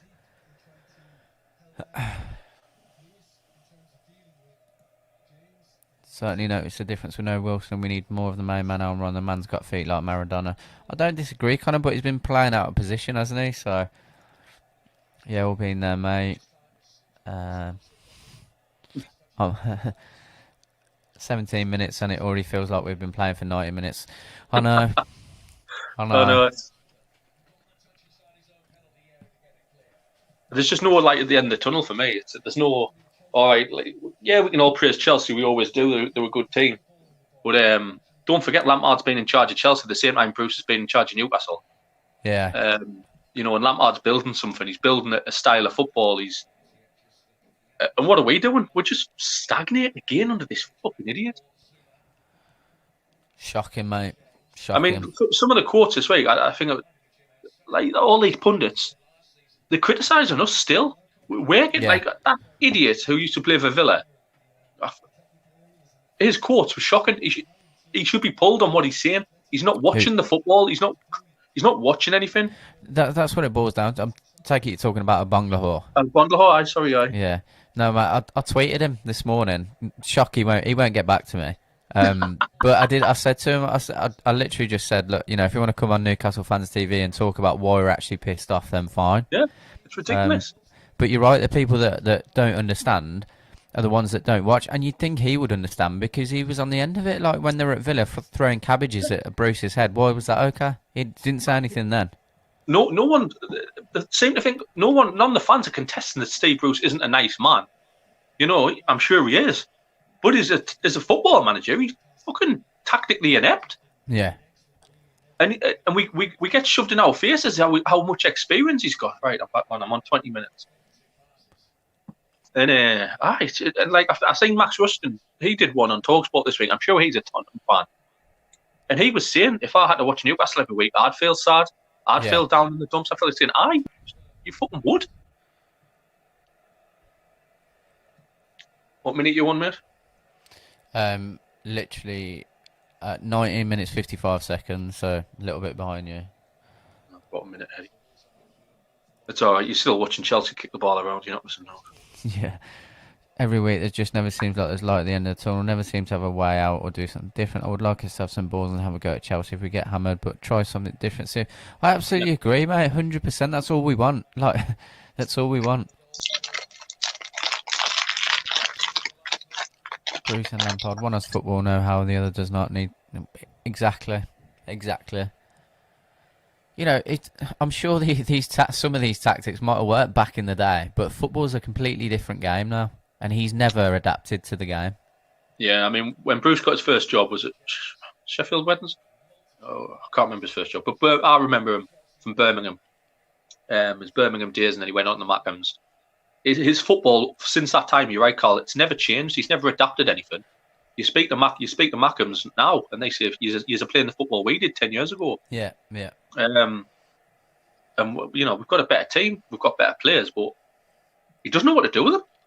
I know, and this is what pisses me off, mate. Because my pals are Villa fans. They're exactly the same. They say exactly the same, playing exactly the same football as they did. But then they get on my back for not wanting him at the club, and they're like, "Oh, he's doing all right." I'm like, "No, he's not. You know the football he plays. You've been in exactly the same position. So why is it okay, and why is it not okay when Newcastle fans? Because we're louder on social media and talking about it. Like it's not okay. But you've been in exactly the same position. Are we not allowed to want our team to play some half decent football? I know. And we get called deluded for saying that. It's crazy. I don't want to go and win the Champions League. We're not going to finish top 10. I don't expect that. We've watched shit for years. Just have a team that is consistently good at playing football. Yeah. Win, lose or draw. At least you know. I think that people are coming out, like Gabby come out, didn't he, and said if Rafa Benitez had been playing this way, we'd be praising him. No, we wouldn't. I'm sick of that.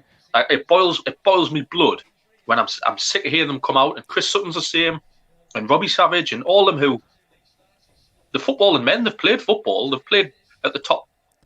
Oh fuck! They played at the top level. Not one of us is starting to compare him to Rafa. No.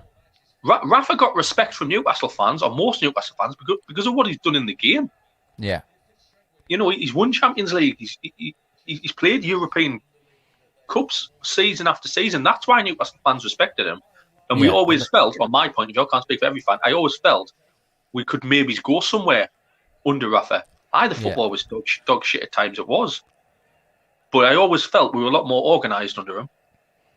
I agree, and I'm sure you'll be the same as me when you've spoken to pals and stuff after the game when Rafa was in charge, and probably even if we were on Newcastle Fans TV at the time, there would have been times where we would have been turning around saying the football was dog shit. Yeah. Exactly the same as it is with Bruce.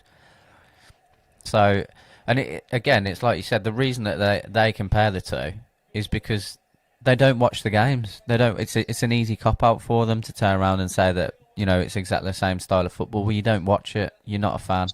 As soon as they get a fan on one of the shows, and Chris Sutton did the other day, the fan was getting the better of him. The fan was actually getting his points across as to why we're pissed off with Bruce. And all he does is just go back to Rafa. And that's, as you say, it's a cop-out.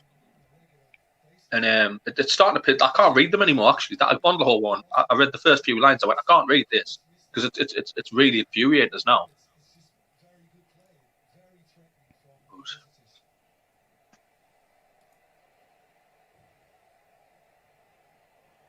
Exactly, Lee. That's exactly it. Yeah, I'm sorry. I've just spoke about there for a couple of minutes, but I hate comparing the two because it's two complete different teams and styles of football.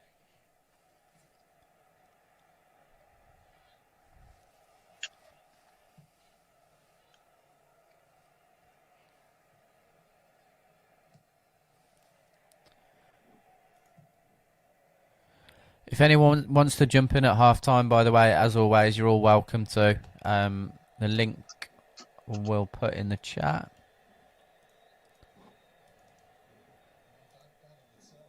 So if you want to come on here and vent, please do. Vent some anger. Yeah, no problem at all.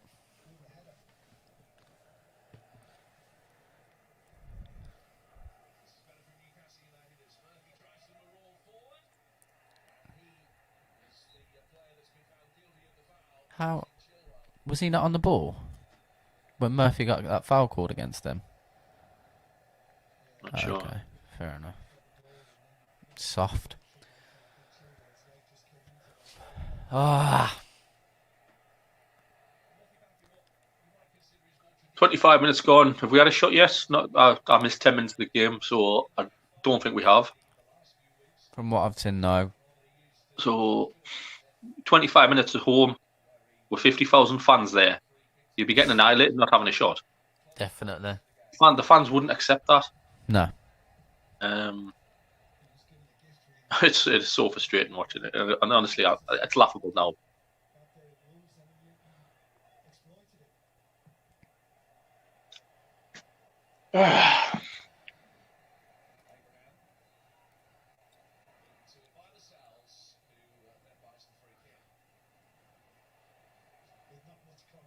%, mate. That's it. Nail on the head. We all say exactly the same. We're always repeating ourselves, aren't we? It's just frustrating. We know, mate. We know. It's I mean, at what point, like, does everyone out there get your comments in? At what point do you think Mike Ashley would actually consider sacking him? Because I don't think he will. I think it stinks in the McLaren year, mate. I don't think we'll go down, but only simply because I think there's some poorer teams. But what will it take for him to get sacked? You know, I mean, fuck me. That just sums Jolinton up there. That just sums him up. We get the ball actually here in a good counter-attack and space, right? Jolinton gets it just after halfway, and he shoots him that just after the halfway line. And the ball trickles out for a goal kick. Who does he think he is? That's where you should be holding the ball up. You wouldn't say Calum Wilson do it. You hold the ball up and you get your players in. I don't know if you've seen it yet, Carl, but fuck me. I think I just missed it. Bruce out, Cabbage, football is shit. Shocking, JW, we know, mate, we know. 19% possession, is that what it is? Fucking hell. It gets lower and lower. That's got to be the lowest stat we've had this season, of possession-wise. Can't hit the target, nearly went out for a throw. McLaren Carver, no sacks. Yeah, I can't see him sacking him. Don't think he would get rid of him, yeah. Seeing this FA Cup run and seeing it as a great season, it's all a joke. Well, you know, like we said, we all want an FA Cup run. I think my dad touched on it in the last watch along, but if you know you're going to get hammered, you know, by not even having a go, just getting to a point where you're just going to sit back again and not actually have a go, what's the fucking point? Yeah. Do you know what I mean? I said, we've got Brentford in the next round in about a month's time. And I can't see us beating them.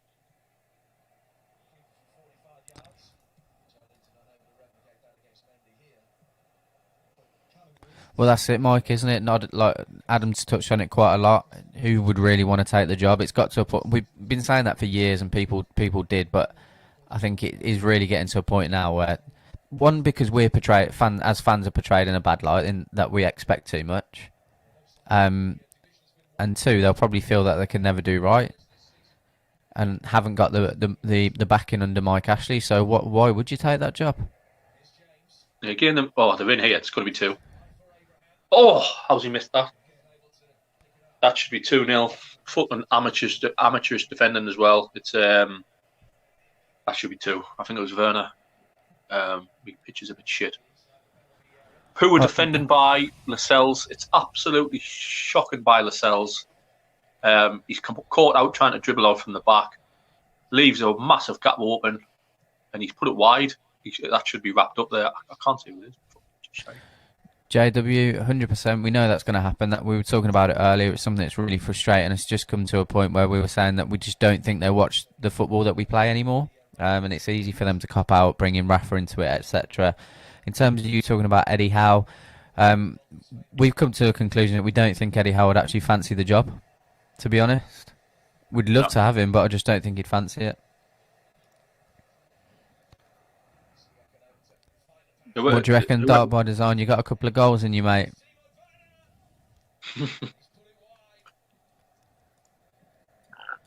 I think anyone compared to Shillington. I mean, have you seen the chance I've just had there, Carl, with Lascelles? Yeah. I mean, that is piss poor by Lascelles.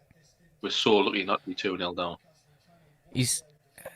I don't know what's gotten into him, or is he just getting found out? Is that what it's come to? I could name 5 or 6 who've gone back under Bruce's tactics, and he's one of them. Oh, he's massively regressed, hasn't he? Massively. Oh, it was only 2 years ago I was screaming, he should be in the England team ahead of Maguire at the time. And now I wouldn't touch him. There's no, England are going nowhere near Lascelles. Roger, I'd get yourself back to bed, mate, if I was you. Hope you're well anyway, buddy. Shillington's had a shot at the halfway line for you, and that's about it. Yeah.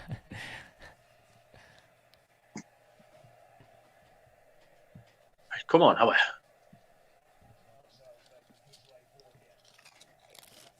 Man, kill man. Go on. Someone have a fucking shot, man. Go on. Oh, fucking hell, man. Probably getting overexcited there. It wasn't really fucking not happening.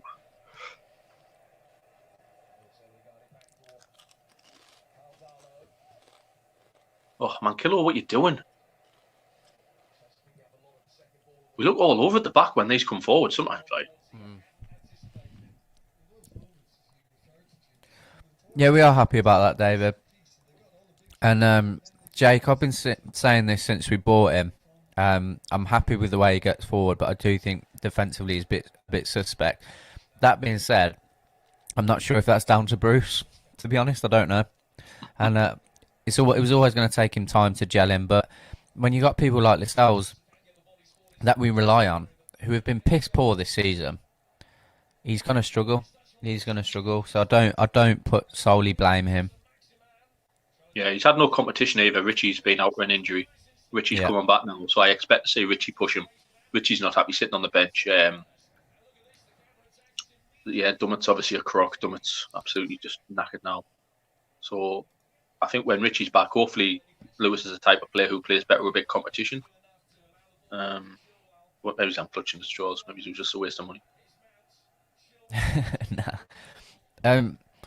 Matt, JW, I would love any fan to be actually given the time to talk on air rather than over the radio where they can easily cut them off like in a studio. But they wouldn't have the balls to bring them on because, like Adam said, there's been a few times where fans are getting the better of people, like Robbie Savage, for example, and they don't know what to say and they'll just cut the cord off. They're a bunch of clowns, mate.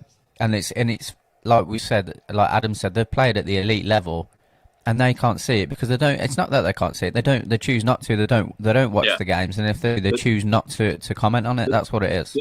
What a lot of them are doing is taking Steve Bruce's personality into it, and that's not what they're there to do. They're not pundits to like people.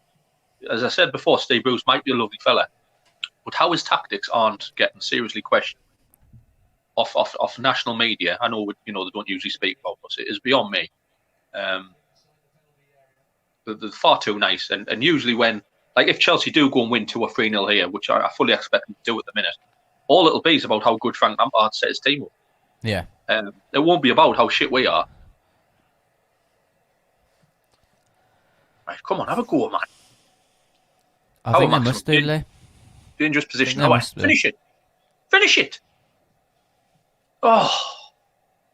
Clark looks the best out of the 3, and it's his first game in a year. We've been crying out for him. I think a lot of us have been talking about being happy as soon as Kieran Clark can join back, because he's a no-nonsense defender. Like, he's not the prettiest on the ball, but he is actually a very, very good central defender, and I always thought he was a steal from Villa, to be honest. And I agree, we've missed him. I think Adam spoke about he wouldn't have been pissed off if Lascelles was dropped, and I think it's about time he does get dropped. Who does any of the right to judge us as team fans? We're like any sports fans, we want to show them. It's because we're vocal about it, Mike. That's what it is, because we don't adhere to the bullshit that everyone else talks about, and they don't like it. It's that simple.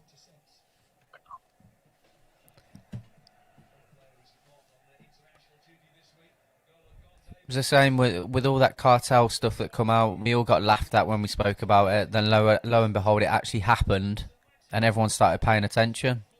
And I think the same will happen with this as well, because there are a few pundits that, like you've said, Max Rushton come out and he started saying the same sort of things. You will get people that don't actually adhere to that generalisation. I think it annoys me, like the club we are and what we try to be again. We said it before, a club that just gives 100%. Oh, fuck me. And what annoys me, every club now in the Premier League, even Fulham and West Brom, and look at us going, we have to beat Newcastle in the shit. Yeah. And that really fucking hurts me that we're that type of club now. People don't look at us as a tough game. People look at us as a certain 3 points. And it's heartbreaking, really, the downfall of the club in the last 15 years. It is. Yeah, it is. Longstaff, the most dreadful player I've seen take a corner. Massive club with massive fan base. Appreciate that, Joe. Really do, mate. Thankfully, you've got ownership and a manager and a fan base that all, act together and they actually care about the club, whereas it's just the fans that care about our club. No other fucker. Few injuries, Liverpool at the minute, they're falling apart. Got someone that's come in to the chat, but you'll have to connect your microphone and camera, or you've gone. Fair enough. If you want to drop back in, that's fine. We don't bite.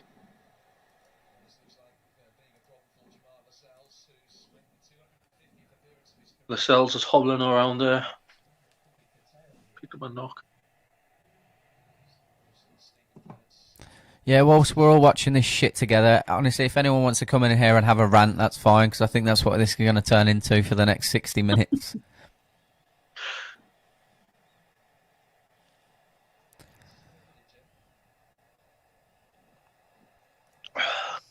Not sure about my one, though, Joe. I'm a bit of a brummie, mate. Yeah. And I'm from Durham, so I get on with it. Seen on Sky this year's Play Football Bar 1. My team embarrassed. Agreed, George. Jay, brilliant to have you here, mate. I was actually wondering where you were. But yeah, you definitely should have stayed asleep. Bloody Steve McManaman is blaming our players but doesn't blame Bruce. I know.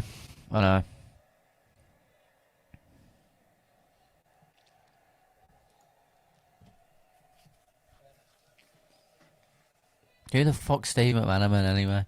He was crap at Real. What we used to be, and not that long ago, it breaks my heart. It's just, I'm just so defeatist about it all now. Yeah, I mean, this is being that way. Me and Carl only joined the channel 4 or 5 months ago. Yeah. We actually joined the channel the day the takeover collapsed. Yeah. So it's been a tough slog trying to be positive, really. Yeah. Because when we joined, we expecting all this, you know, big changes come here with the club. And, you know, the season started, and we started these watch-alongs. We tried to stay positive. We didn't want to be too twisty. Fuckers just sat there, you know, making you switch off. But it's so difficult, like. It really is. It really, really is. Joe, yeah, very easy to use, mate. Very, very easy. If you're looking to use it for yourself, yeah, it's really, really easy. If you're looking to come on here, literally just click the link, allow access to your mic and camera, and we can get you on if you want to chat about anything. You lads believe the goal should have stood. I haven't seen it back yet. I haven't seen it.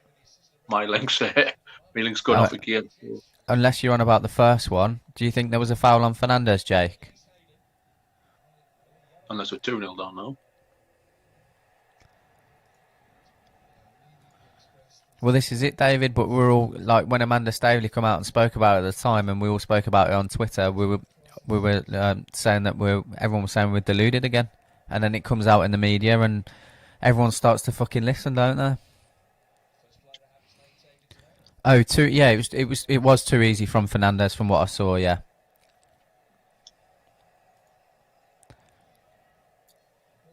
I say every fucking hell. I think I'm happy when we links off, because every time it comes back on, I'm just watching Chelsea pass the ball around. I know. Yeah, nothing wrong. Well, thanks for everyone dropping in. We've got a lot of viewers in today. Roughly around the same amount. Well, it just keeps rising, so thank you. Stay along with us. If you're here to rant, by all means do so. You can say whatever you want in here. Usually full of positivity before, and then that lasts for about 10 minutes as per.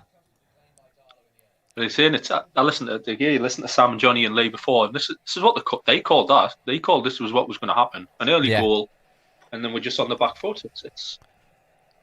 I said if us as fans know what's going to happen, how isn't Frank Lampard? He's going to know exactly what to do. I know, mate. I mean, could you take any positives, Carl? Let's try and think of something. Could you take any from the first 40 minutes? I saw Maximin look brighter for about 5 minutes, but again, it's only 1-0. I think that's a positive. Yeah, Maximin had a good chance. It was good defending by Zuma. Massively missing Calum Wilson.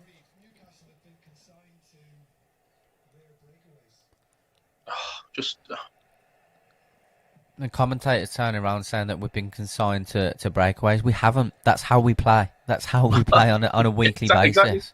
Exactly. We're consigned to playing the way we play every fucking week. The passing's shocking. Passing is fucking shocking. Oh.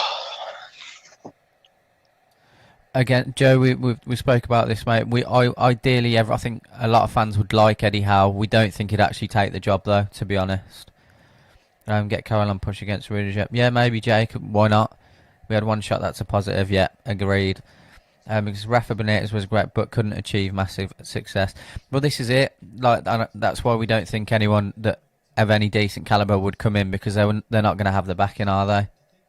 No. I mean, what annoys me, sorry, I missed who made that comment before about the 1-0. And what's more annoying, I'll wait to see if there's a tap cans anywhere before I say, I'll look like a twat. Bruce will be happy with 1-0. And that's what really grips me shit, because if this finishes 1-0, he'll consider it a close game. I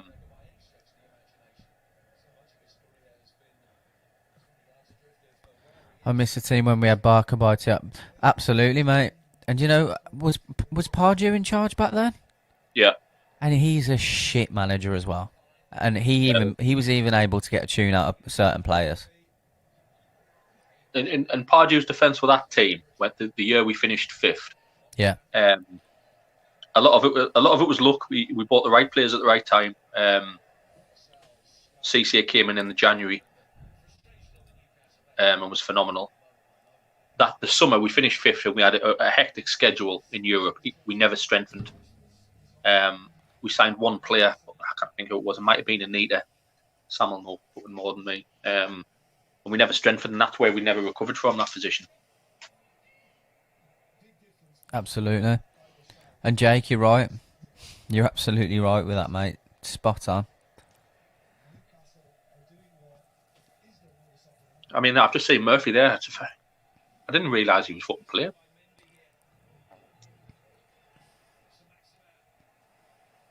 So where's he playing Jacob Murphy then? Is Jacob Murphy now playing centre midfield? Because we don't obviously playing on the wing. I think from what I've seen, he was playing like on the right side of the central midfield. I don't know. Actually, don't know.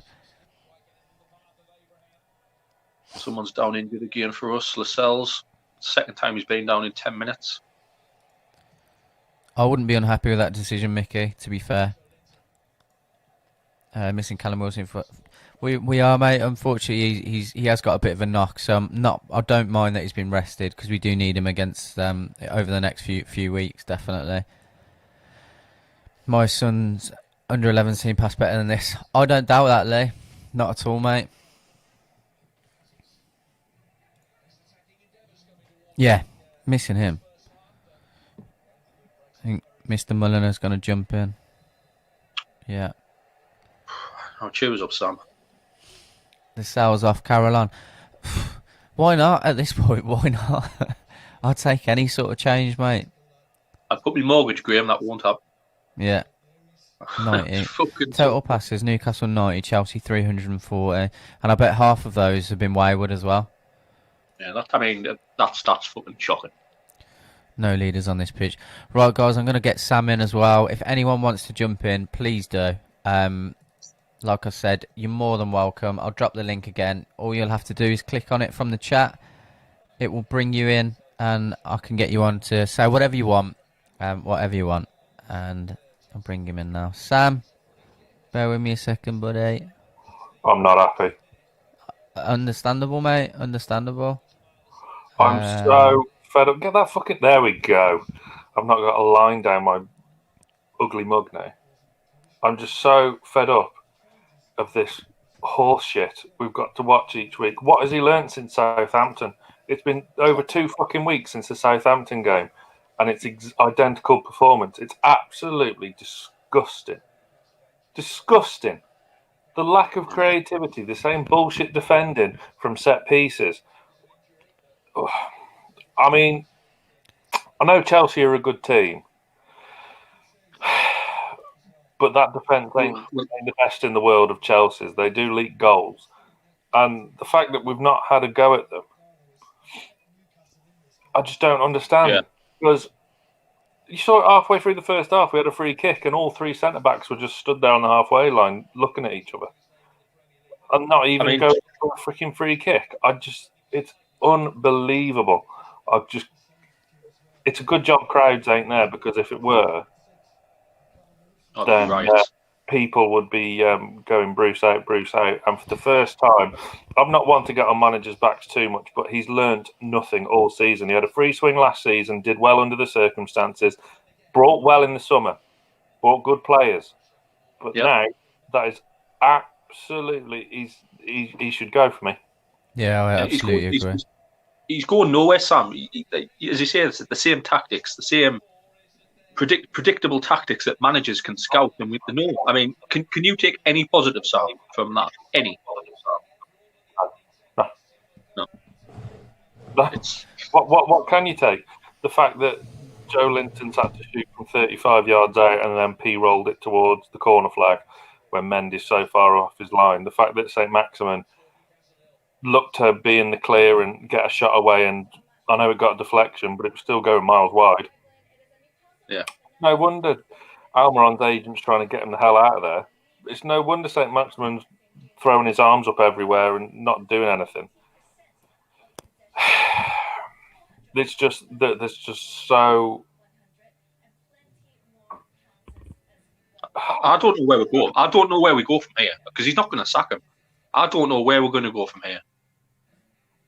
Yeah.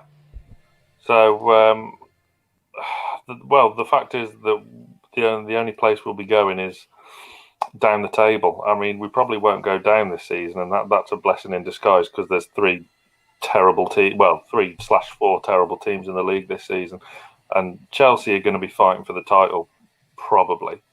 But I just can't find any sort of hope or any sort of plan, any sort of just know-how. Yeah. I just really it reminds me of Rude Hullet. And I know I'm wearing a kit which I think was during the Rude Hullet era, funnily enough. Or no, it might have been Sir Bobby. Yeah, it was. Yeah, no, I'm thinking of the blue trim with the brown ale that was Hullet. That's how frazzled my mind is after watching that horse shit for 45 minutes. Yeah, I don't know. I feel sorry for you lads having to stay on and watch that, because Chelsea could be 3 or 4 up. I can't believe Werner put that chance wide. No. Yeah. Just quickly, has my mic been okay on the watch along? Because someone's messaged me saying that it doesn't sound okay. Sounds fine to me, mate. I don't hear you. Sounds fine to me. That's just your accent. Yeah, I know, but I just didn't know whether... No one's mentioned anything in the comments. Someone just got me a bit paranoid. Anyway, yeah, it's just shocking. It looks like Lascelles may go off injured, but the chance Sam mentioned there where Werner missed, that was Lascelles. That was a shocking defending from Lascelles. Remember has anyone been in the game? When we had 5 at the back and we were solid. Remember when we were just solid, had a plan, knew what we were doing, real solid, 5 at the back, fine, and then we could kind of go on the counter-attack. That's out the window. It doesn't matter if you're going to have 4 or 5 at the back. When you're defending like a bunch of cretins, you can have all 10 at the back. It's not going to make a blind bit of difference. The fact is now we've been shit at defending set pieces for nearly 2 years, and he's not done anything to change it. Steve Bruce was a fucking good centre-back in his day, playing-wise. He's been managing for 20 years at least. Why aren't you putting this right? Why aren't you addressing it? Why is just the stubbornness to stick with the formation that doesn't work?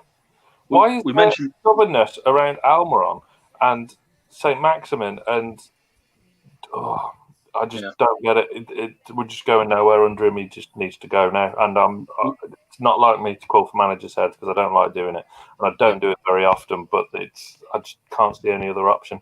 And he'll be thanking his lucky stars there's no crowd in today.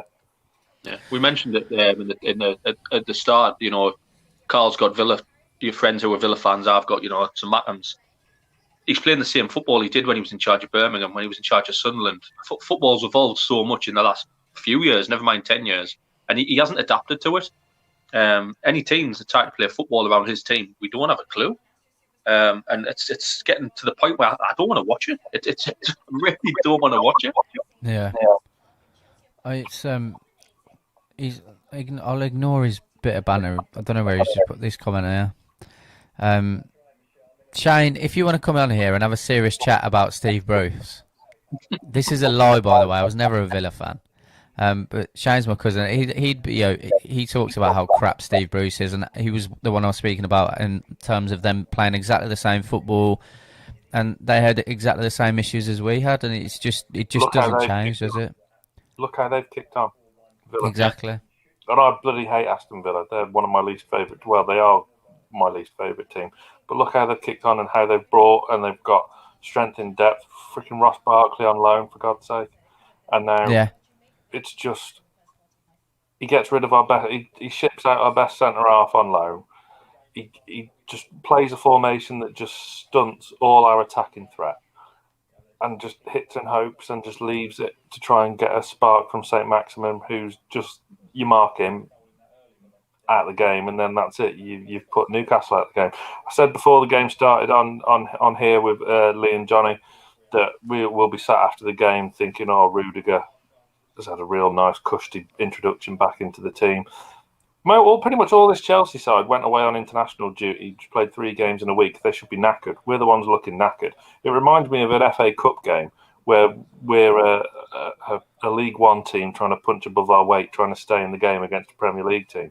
That's how shite we've been. I just can't believe nothing has changed from that Southampton game.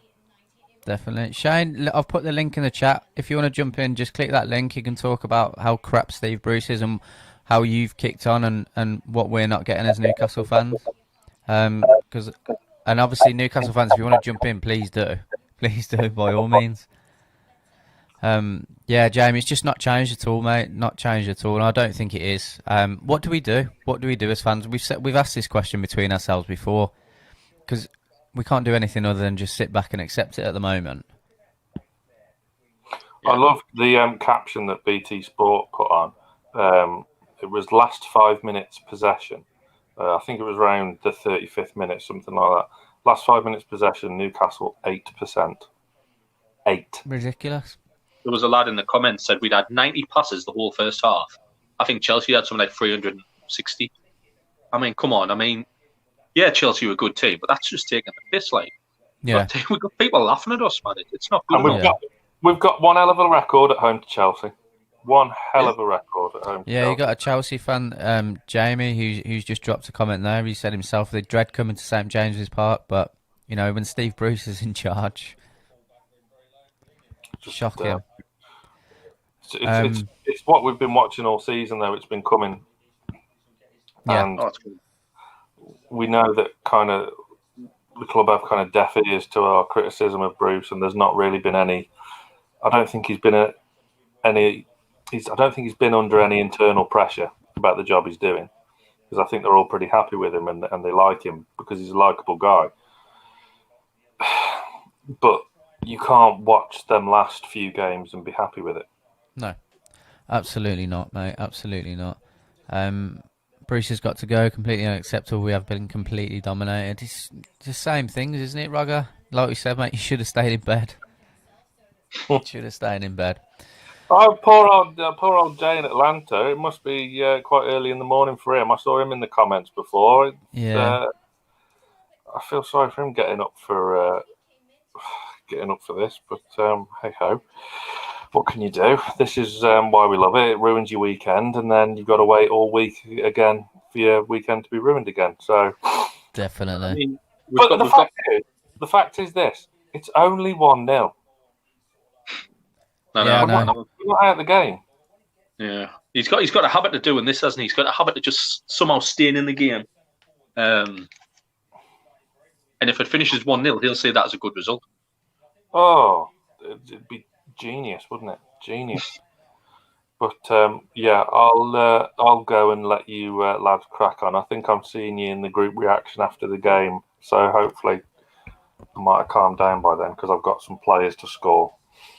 It should be an easy job. Yeah. Oh no, Carl, you're in with scoring the players, aren't you? Yes. Yeah. Sound. Right. Well, enjoy the second half. I will try. Yeah, if anyone can share the YouTube link again, I think there were audio issues, but they've resolved themselves. So I know we had over 150 viewers over there. If you dropped off because of the audio, it was something to do with YouTube. There was no issues with the mic and stuff. So no, your mic's lovely. It's just you just can't have the way you speak. That's a problem for us in the West Mids, isn't it, Carl? Yeah, it is, mate. It is, unfortunately. Right, I'll see you both later. Enjoy the second half. It can't get any worse, or can it? See you in a bit, mate. Big Andy on for Joe and just as he brings nothing. Chelsea fans here. Well, it's a good first half for yourself, mate. Obviously, we probably expected it, but it's still frustrating nonetheless. Yeah, I mean, if I was a Chelsea fan, I'd be excited about the future, like under Frank Lampard. He's building a good team there. It'll take him time. I don't think he'll win the league this year, but he's certainly going that direction. Unlike us, yeah. Who were just we might not get relegated this year, but as long as Bruce is there, it'll come one year. I pretty much guarantee that. There's Johnny Awful. Johnny nailed it before in his in the show before. He predicted exactly what's happened. It's fucking mind-blowing. It really, really, really is. Welcome to the show, everyone that's joining late. Yeah, audio issues were not from ourselves, it was YouTube. So please jump back on there if you're not already. And if you want to drop in, please do as well. The links are in the chat. Hopefully we can pick it up second half. Try and be positive as possible. Yeah, not much else I can say.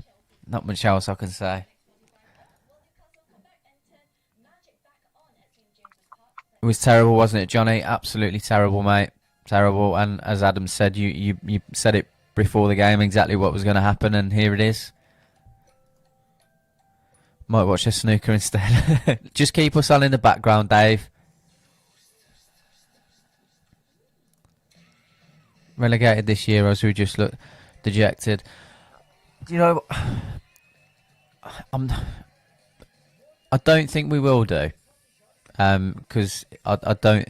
It's very rare he gets a team relegated, isn't it? He tends to get the lucky results and miss relegation. I don't think we'll get relegated. I certainly hope not. Certainly hope not. What do you think yourself, Adam? Do you think there's a possibility of that? I said before, the only reason we'll stay in the league is if there's. I think, with no disrespect to the clubs, I think Fulham aren't good enough this year. West Brom aren't good enough. Sean Dyche's Burnley, quite surprisingly, don't seem to be getting going. And Brighton, I think, are pretty. I know Brighton absolutely walked all over us, but Brighton have been pretty, not great. So they're the 4 teams I think we're on either on level with or a bit better than. But it's a dangerous attitude to have, thinking teams are worse than you, because the team that we went down with a few years ago was much better than a lot of teams, but the attitude wasn't right. And this team stinks of it. I do think we'll be roundabouts the bottom. I don't think it's going to be easy. But I do think there's worse teams than us. Yeah, that's true.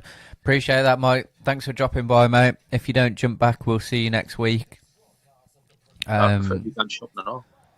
Say that again. Doing the shopping. I prefer to go shopping and all.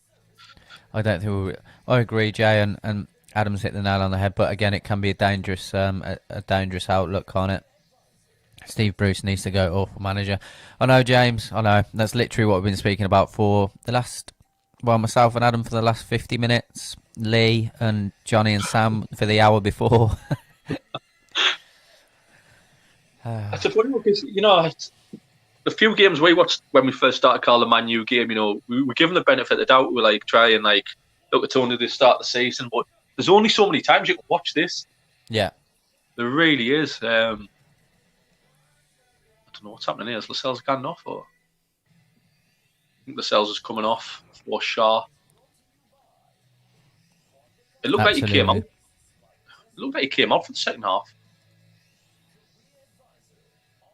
Yeah, so Lascelles is coming off for Shaw. I would have started that, but hopefully Shaw can give us a bit more composure at the back. Chris, I don't want to shoot you down at all, mate. I'm not here to do that. But do you honestly believe that? Do you genuinely think we are? I don't personally. I think Maximan's been more effective, definitely, because he looks like he's playing in his normal position. But I'm not. I don't know. Are we passing better than we did against Southampton? Don't get me wrong, we were piss poor then, but I don't think we've been any better this first half, mate. Personally. I love the optimism. Yeah, and I'll take it all day long. And I certainly hope if that is the case that it continues and we can get a result, mate.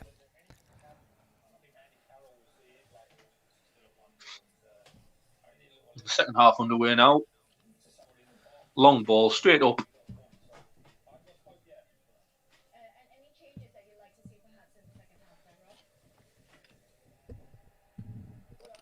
I don't recall.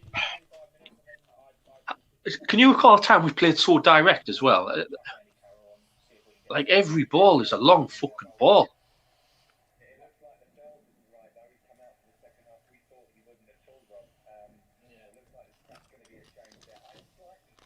Stupid foul.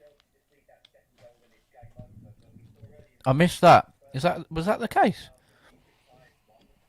I've seen Lascelles take the armband off, give it to Shaw, to come on the pitch. I missed anyone refusing to take it. I'd be surprised, to be honest, Jake. Just refused. I'm not sure. I missed that one. I don't know, actually. I think he might be right. I think I've just seen that. I think Shaw's gone to give it Fernandez, and Fernandez has said no. And he's pushed over to Clark to give it him and shrugged his shoulders as if to say, I don't know why he's refused it. What the fuck's going on there? Typical this is it. Politics. Yeah, the wheels will start falling off in the dressing room because, like we said, none of us disagree that Steve Bruce is a good man manager, but the players will have had enough of it by now. It only goes so far. Yeah, The players can be instructed to sit back a handful of games and they'll say, yeah, I accept that. When you do it every game, they do get pissed off. Fernandes will be pissed off. It does. It does. It comes out. Every level of football, I play Sunday League. If you get told to set up defend for 90 minutes, you get pissed off. Never mind Premier League. So if Fernandes is pissed off, that's a bit of frustration and it'll be coming out. You know, and it's little things like this, Carl. The Almiron story getting leaked to the press. If that, no doubt Bruce will get asked questions about Fernandes there. I have missed it personally, but it's little things behind the scenes like that start a big downfall in the season. Definitely. Not that we've had, so. I think I said it last week or the week before. Guarantee if it carries on how it is, Maximin will be gone in July. 100%. No bones about it. It'll be gone, and it'll be a shame. And if we lose Almiron as well, like you say, and the Wolves, then we are fucked. Then we do have to start worrying about relegation. Surely we need Almiron, Shelvey on, even if they're not 100%, just to give us something at least. We need some spark, Robbie. Definitely, mate. Definitely. Other teams have Newcastle sussed out and used the games against them to try and tally up. 100%, Paul, that's what we just said. Adam was saying West Brom and Palace and people like that, and Burnley looking at us thinking we need to go and get a result against Newcastle because they're crap. Yeah, I mean, we've got Palace next Friday night, and then Leeds. Am I right? Might be wrong, but their games are coming up. I mean, Palace and Leeds will look at us going, we're not getting beat off these. Yeah, I know. I've just caught up with that, Jake. I did see it myself, mate. Shocking. Well, I understand where he's coming from to a certain extent. You've got to be a bit more professional about it, but clearly he's pissed off, and rightly so. But why? Like, from what I've seen, and again, Lascelles came out ready to play. Yeah. If you're going to swap the armband, you do it in the dressing room. Well, yeah, that's a very, very good point as well. I did miss it. But from what I've seen, Lascelles came out stripped up, ready to go on the pitch. Shaw was still sat down, so Shaw didn't look like he'd been warmed up. So I don't know what happened. But yeah, shit like that you do in the dressing room. Again, and who does it come back down to? It comes back down to the organisation. Yeah, definitely. This is making our club sour. It is, Jake. It really, really is. Lads should just tie up Bruce in the change room and leave him there. Can you imagine? It'd still be nice about it as well, wouldn't it? Okay, lads. No one pressing the keeper, even though he isn't good with his feet. Spark, we need a lightning bolt. Agreed. These are things that will cause issues in the dressing room. Let's be honest, through performances, can't get much worse, surely. Well, you'd like to think so, Lee, but if the players stop playing completely, then yeah, Wilson, Gale and Carroll will be pressing the ball. You know what? We do miss Dwight Gale. We do. Yeah. We're ahead of Gillinton anyway. Yeah. Well, he's a crock. He's the same as Dummett now. It's injury after injury. Yeah.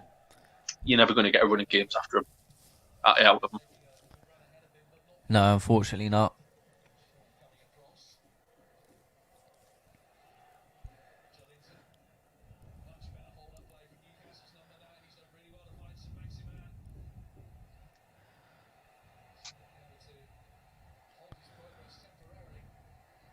It's just too cold. Still, fuck me, man. I'm sick of repeating myself. I sound like a fucking broken record. It's hard though, isn't it? It's just to say, like, you come out at half time and you expect, is he going to get them up for it? Is there going to be anything different? And again, for 6 minutes, I've just watched Chelsea pass the football.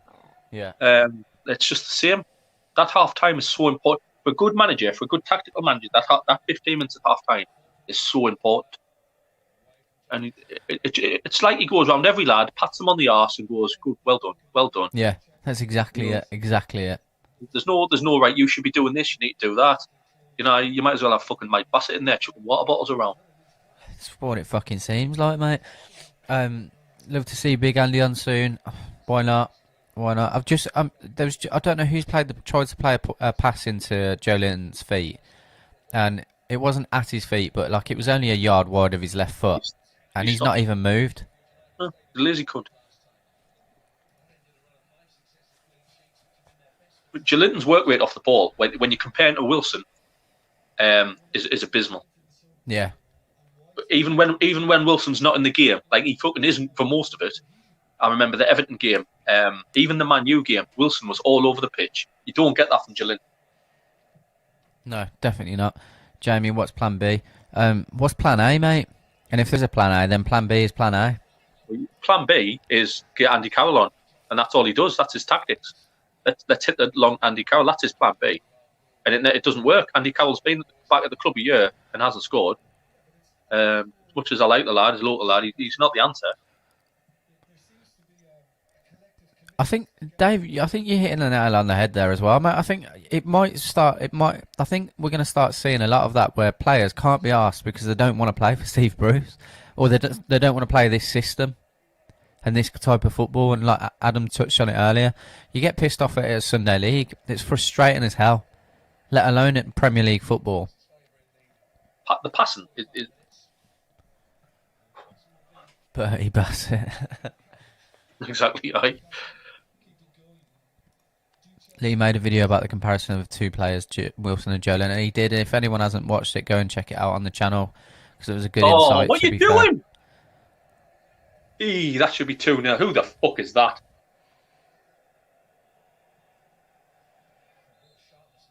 I think that's... My pitch is shite, so I'm not watching it in HD like I usually am. I think it's fucking... That is abysmal. Is that Fernandez? You'll see it coming up. I think it's Fernandez just gets caught on the ball watching. Absolutely shocking defending. Chelsea should make it 2. They don't. I think Graham said it was Shaw. Shaw, sorry, Graham. I'd say my pitch is not the best, and my eyesight's shite anyway. But Shaw, yeah, fucking piss poor. Apologies to Fernandez for slating you. But fuck me. Who are you passing that to, man? Oh. It's starting to happen now. What I'm fucking watching here. It's starting to happen now, and Sam touching at half time. I think that's Jacob Murphy just giving the ball away, or just trying to play a through ball, and there's no one running. And his arms are just up in the air, he stopped running. Sam mentioned it at half time, Max, they're all getting fed up. They're all getting fucking pissed off. It's starting to feel like they're feeling how we are. Yeah, definitely. Anyone felt that maybe Bruce doesn't train the lads properly as with other managers? We haven't had this manager injury. I think, to be fair, we've always had quite an injury-prone training regime, I think. And that's always been a bit of a thing. So I wouldn't solely put that on him. That being said, and if he's working the lads in to the bone in training, I'm fine with that, but just fucking do it on the pitch as well. Apparently a lot of his work in training is fitness. They do fitness maybe Monday or Wednesday, and then on Thursday they sit down and go through tactics, but it's not what... Rafa, from what I've heard, Rafa used to drill them tactically most of the week. Yeah. And the fitness used to build up for themselves. Bruce just has them running around like the mates. And it shows. It shows. They've got no clue tactically this team. No, that is the epitome of old school training as well, isn't it? Yeah. It really, really is. In any sport now, a lot of it is, like, especially training-wise, any other sport, including football, and I hate referring to this, but even like the NFL, they spend most of the week, it's all watching tactics and working out different tactics and watching videotapes on who they're playing. If we're not doing that, how the fuck are we going to have any chance of beating anyone? But we're not. It's clear. These are professional footballers. The fitness will come a little bit. It comes naturally to them. Some of them. We can talk about who would want as manager. It needs to be someone who's a bit more tactically astute than Bruce. Because I can't watch this much more, mate. It's fucking terrible. And they're the type of team. Let's say we went and nicked one like we did last year. Hayden scored the last kick of the game. We then got to sit on a fucking group reaction show and somehow be positive. Oh, Jesus. The thing, I don't know what to like. What do you make of Chelsea today? Because obviously we're not going to bash Chelsea, but they haven't been fantastic, have they? But they're keeping the ball. Yeah. And again, I'll go back. It looks like Lampard's done his work. Yeah. Keep the ball at the back when we have to, because we're not going to get pressed. They've done that a lot. Yeah. They're doing it again here. Yeah. So they can keep the ball across the back four, and Lampard will tell them, Jolinton or Wilson they're not going to press you, and we're not. We don't. Yeah. And then they'll do the bit in the final third, which if they keep doing it, it'll come, and that's what Lampard will be telling them. If you keep working at it, it'll come. Paul, no, none of us actually believe that he'll be sacked. We obviously want him to be, but no, we don't believe he'll be sacked. Not to coin Trump, but fake praise by a lot of pundits saying Bruce is doing a great job. But it's true, mate. It's like we said earlier on in the stream. Like, none of them have either got the balls to say anything because of their professional contracts with whoever they're broadcasting with, or they don't actually watch the games, or they just want to literally wind Newcastle fans up. One of those three. I think it's that one. They know if they haven't acquired, they're not getting much attention. If Chris Sutton's not getting much attention, or they know poking Newcastle fans will get a big reaction on Twitter, and it makes them relevant. You can go out and criticise Burnley fans, no disrespect to Burnley, and you don't get much of an uproar. You do with Newcastle fans, there's fucking hell on. Yeah. Go on, finish it! Oh! Bang on, Robbie. That's exactly what it is, mate. Not even out of first gear. They haven't had to be, have they? Should be 1-1. Whose chance? Ball in, 1-2 from, I don't know, it somehow ends up to Hayden, who's one-on-one with the keeper. He just has to poke it in. He puts it over the bar. It's good work. Good work from Jolinton, actually. I think Jolinton plays the 1-2. I think it's Zuma smacks the ball off Hayden's chest about a yard away, and he just fucking hoots it over the bar. That's a massive chance. Would have been a fucking get out of jail card there. Like, I actually think he's given handball against Hayden, so it wouldn't have counted anyway, I think. But at least it was something to get excited about for 30 seconds.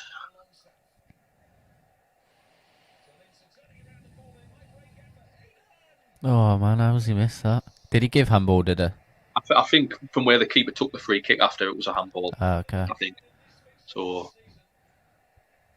I haven't got my sound on, so I'm not sure. Yeah, I think he has, yeah. Oh dear. Like, after a handball, yeah. Handball, referee. Well, I agree with you there, Chris. Agree with you there. Like, I love Isaac Hayden, but I can only imagine he's walked off smiling, thinking, how the fuck have I missed that? Because that was shocking. It would have been a harsh handball and all. He was fucking right next to him. Yeah.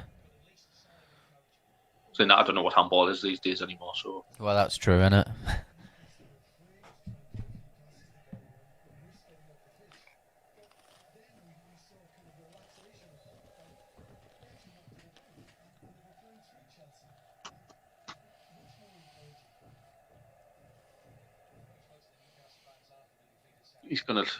I'd be changing it up now as well, mate. Like, I wouldn't be waiting another 10 minutes.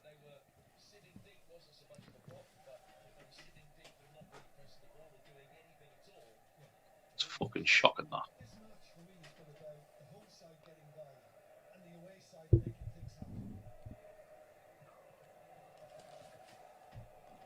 Shoot! Tell you what. Fucking Jolinton. What a chat. Like, he's got the ball in a great position there. Great position. He's got no one around him. Just fucking hit the target. He's an absolute dog. How many chances is this man going to get?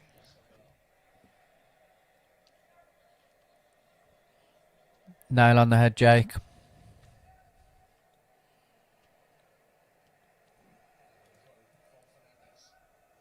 It's the same with Gerrard at Rangers. I know it's not the greatest league, but at least he's going in there and showing he wants to build his own, like, style of football. Yeah. I'd take a punt on someone like Steven Gerrard, I'd have Gerrard, mate. If you talk about motivating players, he's a man who would fucking do it. Like, yeah, someone who's been there. I know Bruce has played, won a couple of Premier Leagues back in the day. Someone like fucking Gerrard, I think he'd be a great choice.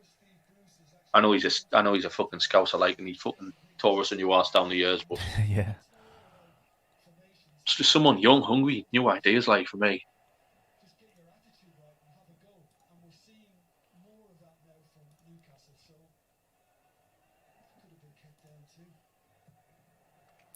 I just think he's not 100%, mate. I think he should be back for the Palace game.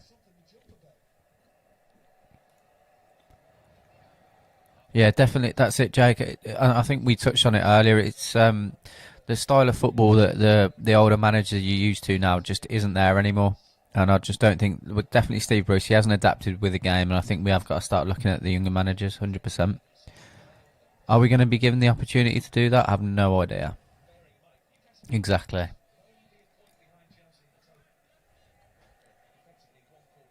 Oh, these are in again here.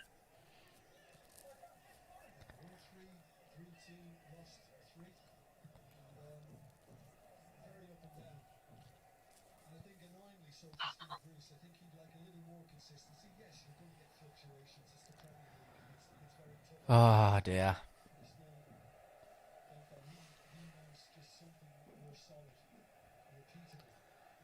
Jake, just out of interest, Eddie Howe aside, if you're looking at an even younger manager, who would you like to see at Newcastle? New manager doesn't even have to. It's not even a bad shout.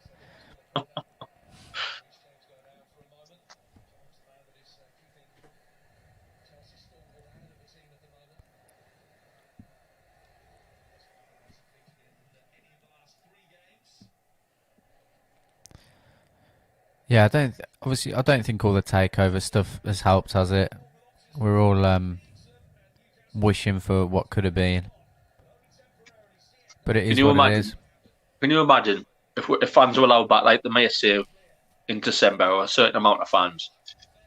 Can you imagine if Bruce is still in charge? That whole game is just going to be abuse directed towards him. That's all it's going to be. If Steve Bruce is still in charge when the fans get back, fuck me, it'll be hell on. I genuinely think if that was the case, the type of bloke he comes across as, I actually think he might walk. No. Do you not? Do you think he's that arrogant that he wouldn't? He thinks he's doing a good job, mate. He said that. Yeah, I know, but surely then you've got to, if you've got that kind of abuse week in, week out, you've got to start looking at yourself thinking, okay. I mean, did he resign from Villa, or was he sacked in the end? Because I said he was getting fucking vegetables thrown at him there, and he didn't resign. Yeah, that's a fair point, actually. Did he resign, or did he? I can't remember. I'm sure he got sacked. I don't think he did. I think he got sacked. Yeah, I'm not 100% sure. But if someone throws a fucking cabbage at you from the crowd, right, you must know when maybe it's time to go. Like, I mean, these are in. It's going to be 2-0 here, surely. Yeah, 2-0. Absolutely shite. Fucking brilliant by Werner, but there's no one tackles him. You'll see it coming up if you haven't. Tammy Abraham finishes well. Shocking, absolute shocking. And I want to say as well, anyone that isn't a Newcastle fan on here, if you aren't and you're watching thinking what you're talking about, we're not pissed off that we're losing. It's the manner that we lose. I mean, this defending is shocking. Is that Shaw again? If that's Shaw again, I'd get the cunt off. Shaw is walking pace there. Walking pace. Since Shaw's come on, he's made 3 or 4 mistakes, and that is fucking shocking. He walks. He lets him walk past him. It is a Shaw. It's actually disgusting. From a Newcastle point of view, a fan, all you expect is just to give 100%, and Shaw is dawdling around the fucking pitch there. Have you seen it yet? I've just watched Werner cut inside 2 players and then just stroll past Shaw, yeah. In the replays, watch Shaw's work rate. Watch it in the replay. Fucking disgusting. Go fuck yourself. Take the fucking strip off him.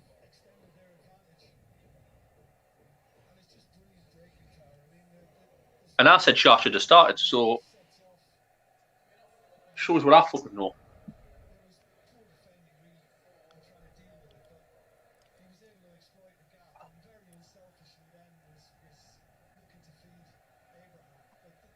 And there's Miggy on now. Honestly. Mate, all 3 of them there. All 3 of them can fucking have a word with themselves. Sean, Fernandez and Shaw. All 3 of them. But Shaw was the worst, definitely.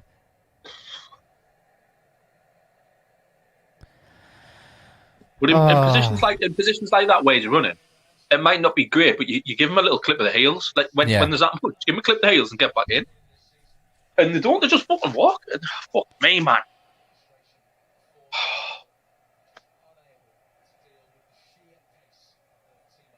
Don't give me fucking sheer pace of Timo Werner. It's shit position. It's shit defending. It is, exactly. Werner does great, don't get us wrong. But you've got to ask questions about the defending. Yeah. Got to. Just clip his heels. Just Yeah, do a little exactly. clip the heels. Give a cheap foul away, get a yellow card. Graham's saying the same. Step across, take the yellow. 100%. It's basics, isn't it?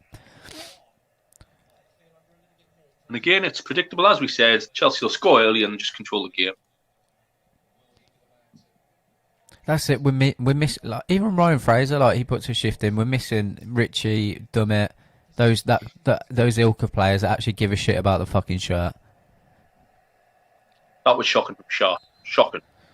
They're sick of playing this type of football. Something has to give. Robbie, we said this about an hour ago, mate, or 45 minutes ago. 100% agree. It's exactly what's happening. I think the wheels are going to fall off. I really do. I hate saying that, but the way things are now, I really do think the wheels are going to fall off. Not today, just like throughout the rest of the season if something doesn't change. If Mike Ashley is serious about selling the club and gives a shit about his asset, then he needs to make a fucking decision and get rid of Steve Bruce.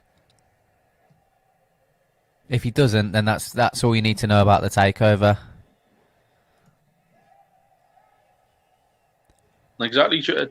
Yeah. Exactly, I agree with that there. And it'll be the same shit. Well, we're playing a team who could win the league.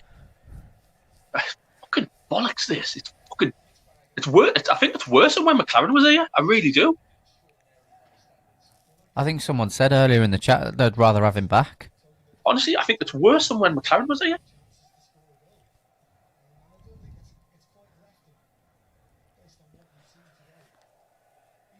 I'm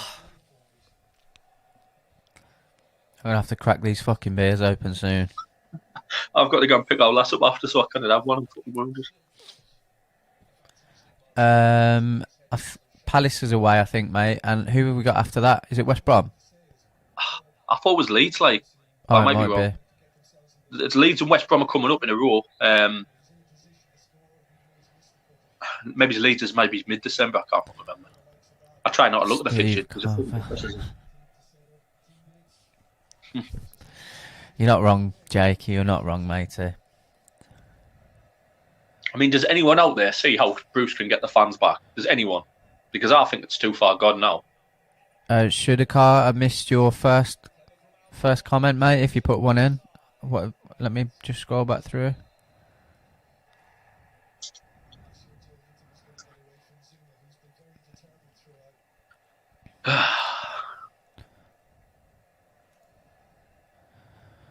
Wasn't planning on drinking at 9 AM, but maybe I should start. Do it, Jay. I'll have one with you, mate. Get in the chat after. We'll have a beer.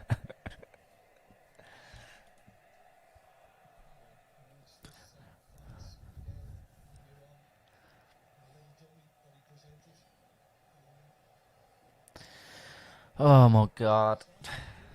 I'm not surprised. I wasn't even optimistic for this game. I haven't been looking forward to this game all week. Have we had a positive watch along?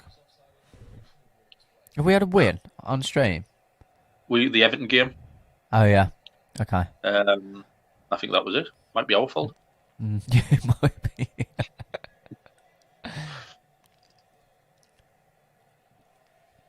Oh, is that what it is? Palace, Villa, then West Brom and Leeds. Okay. I mean, they're 4 fucking huge games. Yeah. I hate to say this, if Villa and Leeds will absolutely smash us. If we play like we have been. For me, it doesn't matter whether we're home or away either. Like I say, it's West Brom at home, but it doesn't matter. We're no fans there. We've got nothing. The thing is about that as well, like you just have everyone jumping on this stream, giving us stick, so I might have to end it early. The Villa game. Just have to switch it off. West Brom Leeds next 4. Yeah, it's fucking frustrating. I had West Brom as the banker, but now I'm not even sure about that. I said Southern Village will be looking at this going, we have to beat Newcastle if you want to stay in the league, and the players will be up for it a bit more. Yeah. Joe Linton is so poor, mate. With quality players, you're winning this game. Yeah, but I don't think it's down to the play. I agree with the Joe Linton statement, but the rest of the players, we've got good enough quality on the pitch to compete with Chelsea. Anyone that says we haven't, I'm not having it. I'm not having it. There's like the likes of Jacob Murphy just fizzling out the game because, no, Eddie, not at all, mate. Not at all. Don't think we, like Adam said, we don't get any points. Not the minute. Longstaff said I'd just had a good effort. He hit the bar actually. Off the bar, didn't see that the first one. Again, it annoys me because that'll be in Bruce's fucking excuse. You know, we were close, Longstaff hit the bar. Fuck me. There's 20 minutes left. Let's just have a go this last 20 minutes. There's nothing to lose.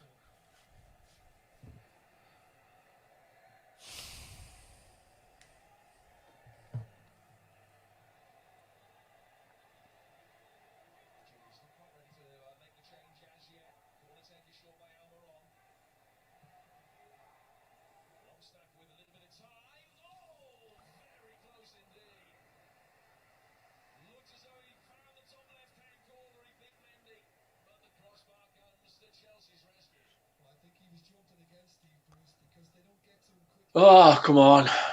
It's an unbelievable strike from Longstaff, that, by the way. Yeah. Unlucky. I didn't see it hit the bar initially.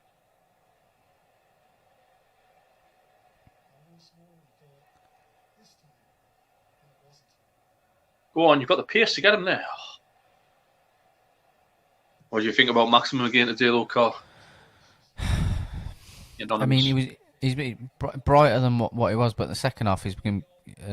well, I haven't really seen him, to be honest. Well, you're not going to because he's just been brought off Andy Carroll. Oh, is that who he's brought off? Mm-hmm. Which, unless he's injured. I'm telling you, mate. I'm telling you, you don't want to know. But he's probably said he's injured. Unless he's injured, I don't understand that one. Unless, I don't know. Let's bring our most creative threat off the pitch.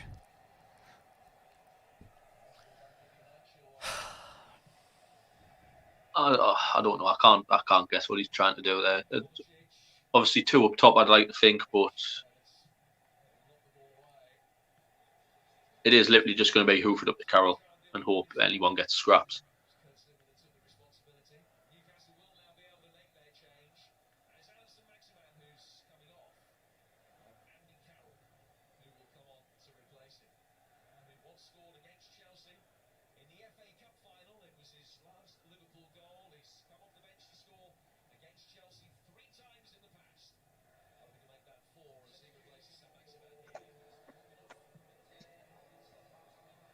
He's doing again here. Oh, my telly's froze.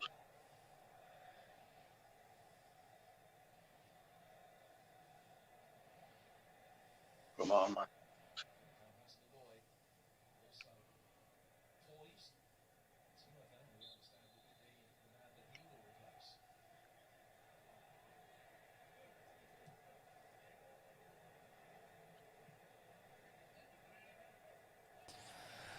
Oh.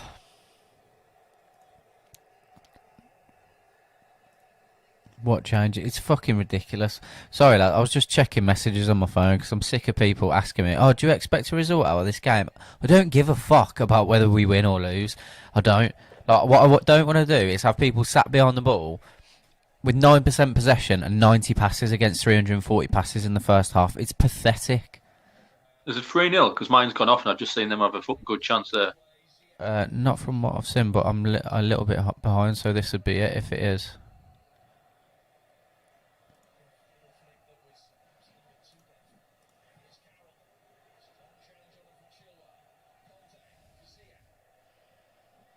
Mine went. It seems someone was rounding the keeper, but. Oh yeah, it was, mate. Yeah. Oh, offside. Whew. Not that it matters. Did it go in as well? Yeah, Timo Werner rounded the keeper, put it in, but it was offside. Pundits have a nerve to say as fans we are ungrateful. I think Gabby Bangladesh said we are deluded. I'm sorry, are they not watching? Like I said, Robbie actually tweeted him, and I'd love everyone to go onto my Twitter and like that tweet as much as possible, just so he can see it, to try and get him on Newcastle Fans TV, so we can actually say why we're disappointed as fans, and actually out people like that talk utter bollocks. So yeah, if you can jump on my Twitter, like the tweet, retweet it, because I'm sick of people talking shit as well, to be honest. Saying that we're deluded, they don't even watch the games. And he was involved in a squad with Steve Bruce, where, as we've said before, cabbages were being thrown at Bruce because of the football they were playing. He knows what it's like. He's irrelevant, and he's just trying to get relevancy out in people on Twitter.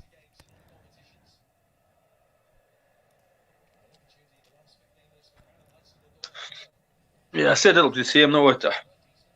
All the talk will be about how great Frank Lampard set Chelsea up. And I'll be surprised if Bruce again gets any criticism. This is where Newcastle. This is what we shouldn't be expecting to beat Chelsea. As you mentioned before, it's not about the expectancy card of beating them.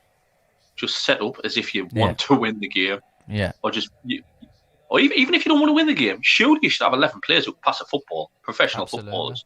And there's another long ball. I'm sick of seeing long balls. Do you remember all this fucking stick Tony Pulis used to get years ago for Stoke? That's all they do. That's what we are now. All we do is 2 foot long. Yeah. Allardyce used to do it at Bolton for a bit as well, didn't they? You know, the type of managers though, Pulis, Bruce, Allardyce. It's what they do. I can't believe. Oh, they're in again again. Oh, fucking hell. This should be 5 or 6-0. They've just missed another 1-on-1, really.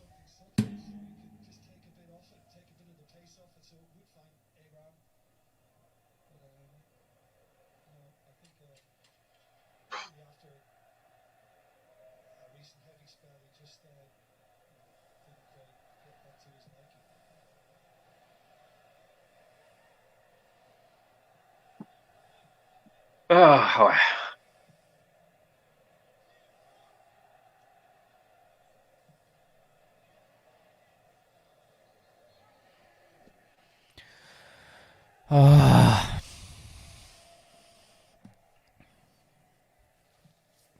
I think there's going to be some words in these reaction shows after. Yeah, I'm struggling to bite my tongue now. Yes. I'm just going to stop doing it and stop biting my tongue anyway and just say what I feel. They could be 4 or 5 up now, couldn't they? Oh, it's not mine. It was enjoyable, Pete. It was going down was horrible, but when we were actually in the Championship, it was enjoyable. I'm not going to lie. But we don't want that, do we? Really? Let's be honest. Miggy's just had another chance there. Good save by the keeper. We're playing all these fucking short corners and all. But don't get us wrong, the Championship's a different fucking animal now, even though it was only 3 years ago we were in it. The Championship gets more difficult every season.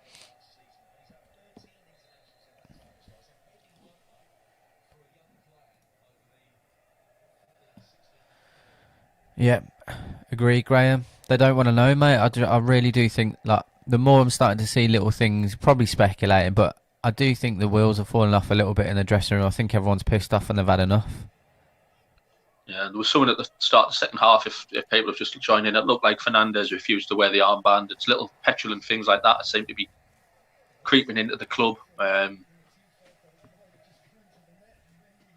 These don't look like 11 players who want to play for Bruce. They really don't. No. I used to think in this first season the players seemed behind him. Now I just think they're fucking bored of him. Yeah.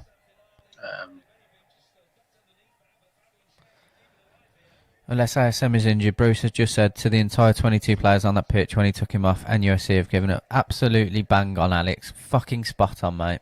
Spot on. He didn't look injured. Certainly didn't look injured. I'm done, guys. See you Friday. I can't stand any more of this shit up this weekend. I'm done. Appreciate you dropping by for as long as you did, Lee. I'm happy that you stayed for this long, to be fair, mate. Enjoy the rest of your weekend, and we'll see you next Friday, fella. Can the ref just blow a mercy full-time whistle? If only, mate.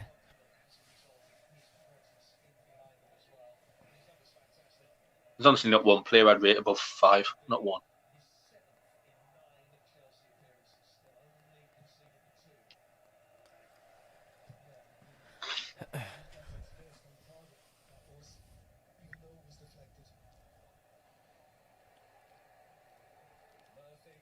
Even that from Murphy, like, I appreciate he's trying to get forward, but it's just simple things like you just showing the defender the ball. That's been poor from everyone. Usually, I'd say there's at least one person had a good game, and I'm really struggling to put me up to look at anyone. Yeah. Who's that? Who's just had the ball pass behind him as well and just give up? It wasn't Longstaff. Who was it? Centre half. Don't tell me that was Fernandez. It's probably Shaw. Shaw's had a shocker. It was Shaw. It was fucking Shaw. Shaw's had a shocker. He's not interested. I've bigged Shaw up plenty times on this channel. I think he should have been, but he's lost me. That second goal, he's absolutely lost me now. I can't stand any player who doesn't run for this shirt. Run. Yeah. You might not be the best football player, but all you do is have to put a bit of graft in, and he's not. So just fuck him off. As Sam mentioned, we've got our best centre half this year, who's got his fitness issues, but he's our best centre half on loan. Fucking Alves in Spain. Graham, I agree, 100% agree. Like, we can't solely put the blame on Bruce. The majority of it goes on him. But that being said, he's got to be the one that fires these players up to want to play for him. If they don't want to play for him, what does that say about him as a manager, mate?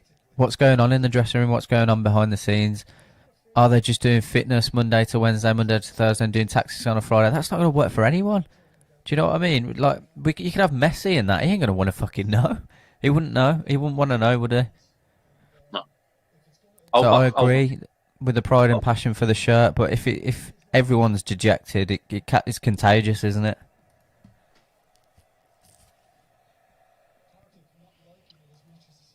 The back 4 or 5 are all over the place. Positionally, the amount of times I've seen the centre half come out, either trying to win a ball or carry a ball, get and leave a massive space. Alex, Mercy by Duffy should be our walkout song until Bruce goes. Brilliant. Can you imagine? All right, Bruce, -1. Honestly, we'll be better off with no coach. Yeah, it's actually true. He's brought nothing to these games. Literally nothing. Need some fresh ideas. We need some fresh eyes on this team. It's stagnated. It's shit. Yeah. It's predictable. The changes don't impact. Your subs meant to come on and make a change, and they don't. They just. It's like you say, it's like just go and settle into the game. It's fucking piss poor.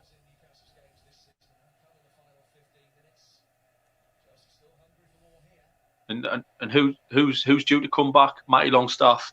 He signed a new 2-year deal, and the cunt's never been seen. No. There's no communication from the fucking club. It's a fucking joke. Even if it's speculation, when it's true, at least he runs his heart all game, even if he looks. Agree, mate, but even he's had enough, hasn't he? Like I said, like if Miggy's not smiling, there's a problem. We support the squad and love the shirt, but Bruce isn't doing right by either. Agreed. Bruce out. 100%, mate. 100%.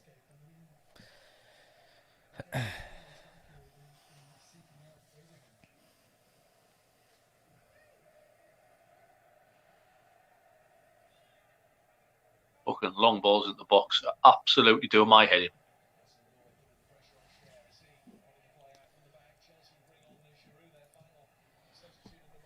I'm just a little bit behind Andrew, so I'm not surprised by that at all, mate, if that's the case. I said that we had a throw in right in the corner, and it somehow ended up back to Darlow. That's handball, that, surely.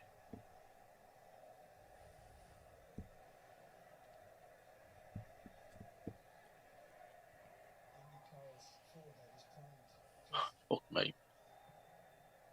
I've literally got nothing positive to say about the day. Even Southampton, I think I found a positive somewhere. Did he? Yeah.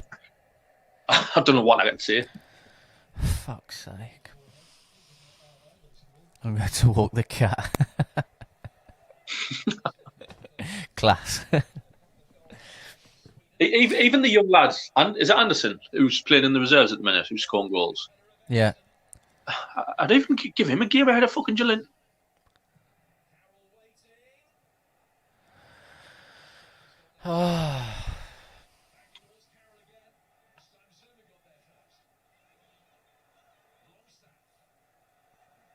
That's just piss poor as well. That's just piss poor. That lazy ball in from Longstaff to Almiron towards the back post. It's just piss poor. Just long balls all the time. They bring Juro on here last 5 minutes. He'll score. Yeah. I'm telling you, mate, it is. There's an issue.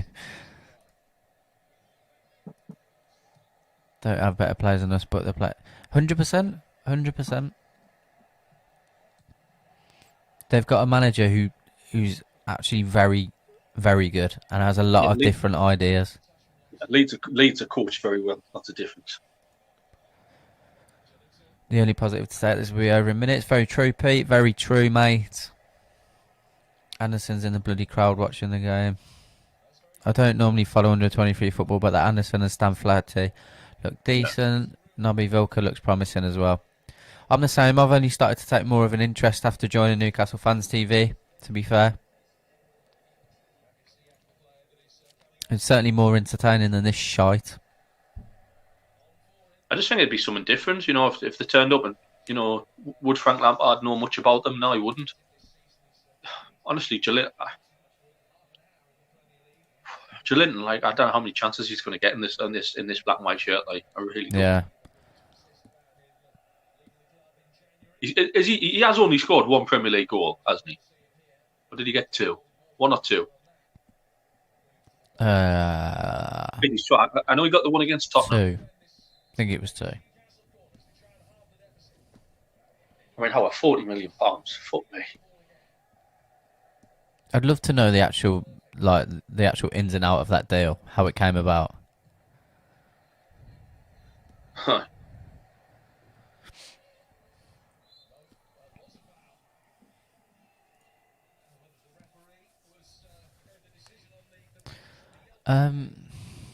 This is a joke. The only positive, the last few minutes we've kept the ball a bit better, but yeah, it always ends up with a long ball directed to Carroll in the box, and it's just too predictable.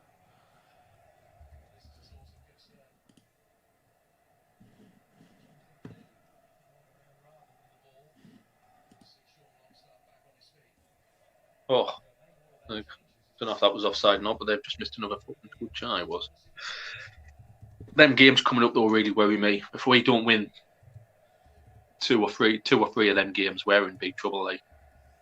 Oh, massively, mate. Massively. I don't fancy us against Palace on Friday.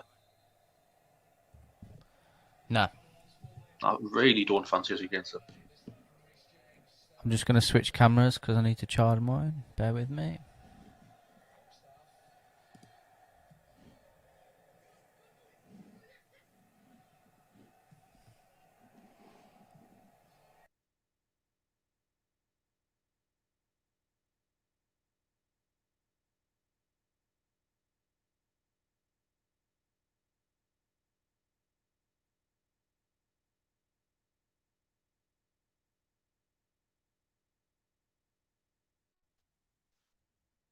Oh, come on, man. Fuck's sake.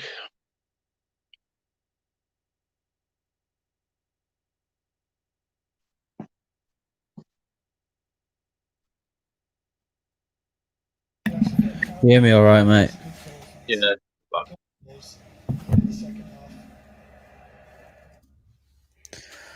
Oh, what a load of shite.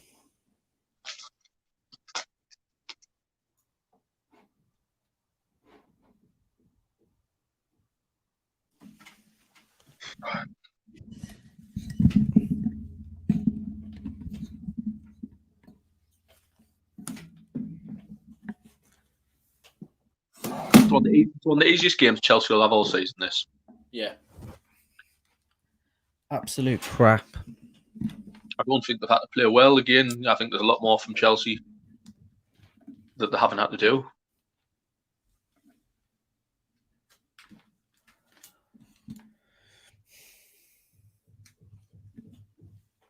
Almiron's pissed off, like you can see. He's fucking massively, mate. He's brought them on for Mankiller, and he's kind of just said, right, you just run up and down there.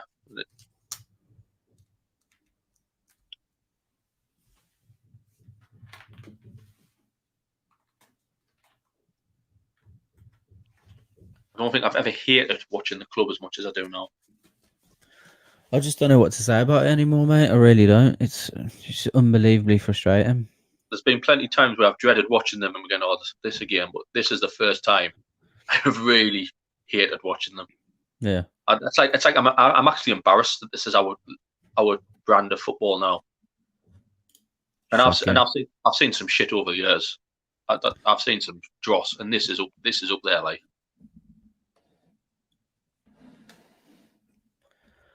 Oh dear.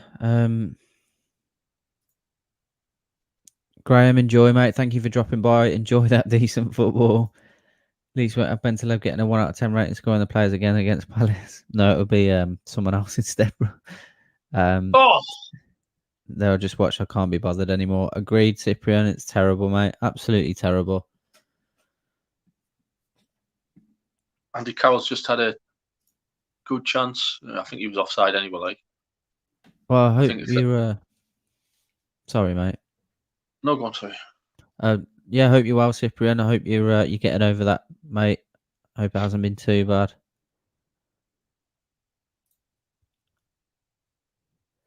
Okay, well, I know there's absolutely nothing from us.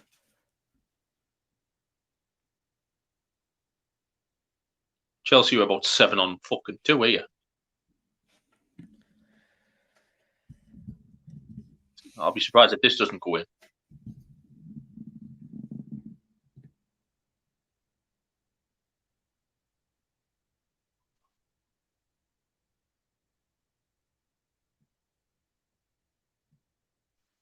Fucking blow the whistle, ref.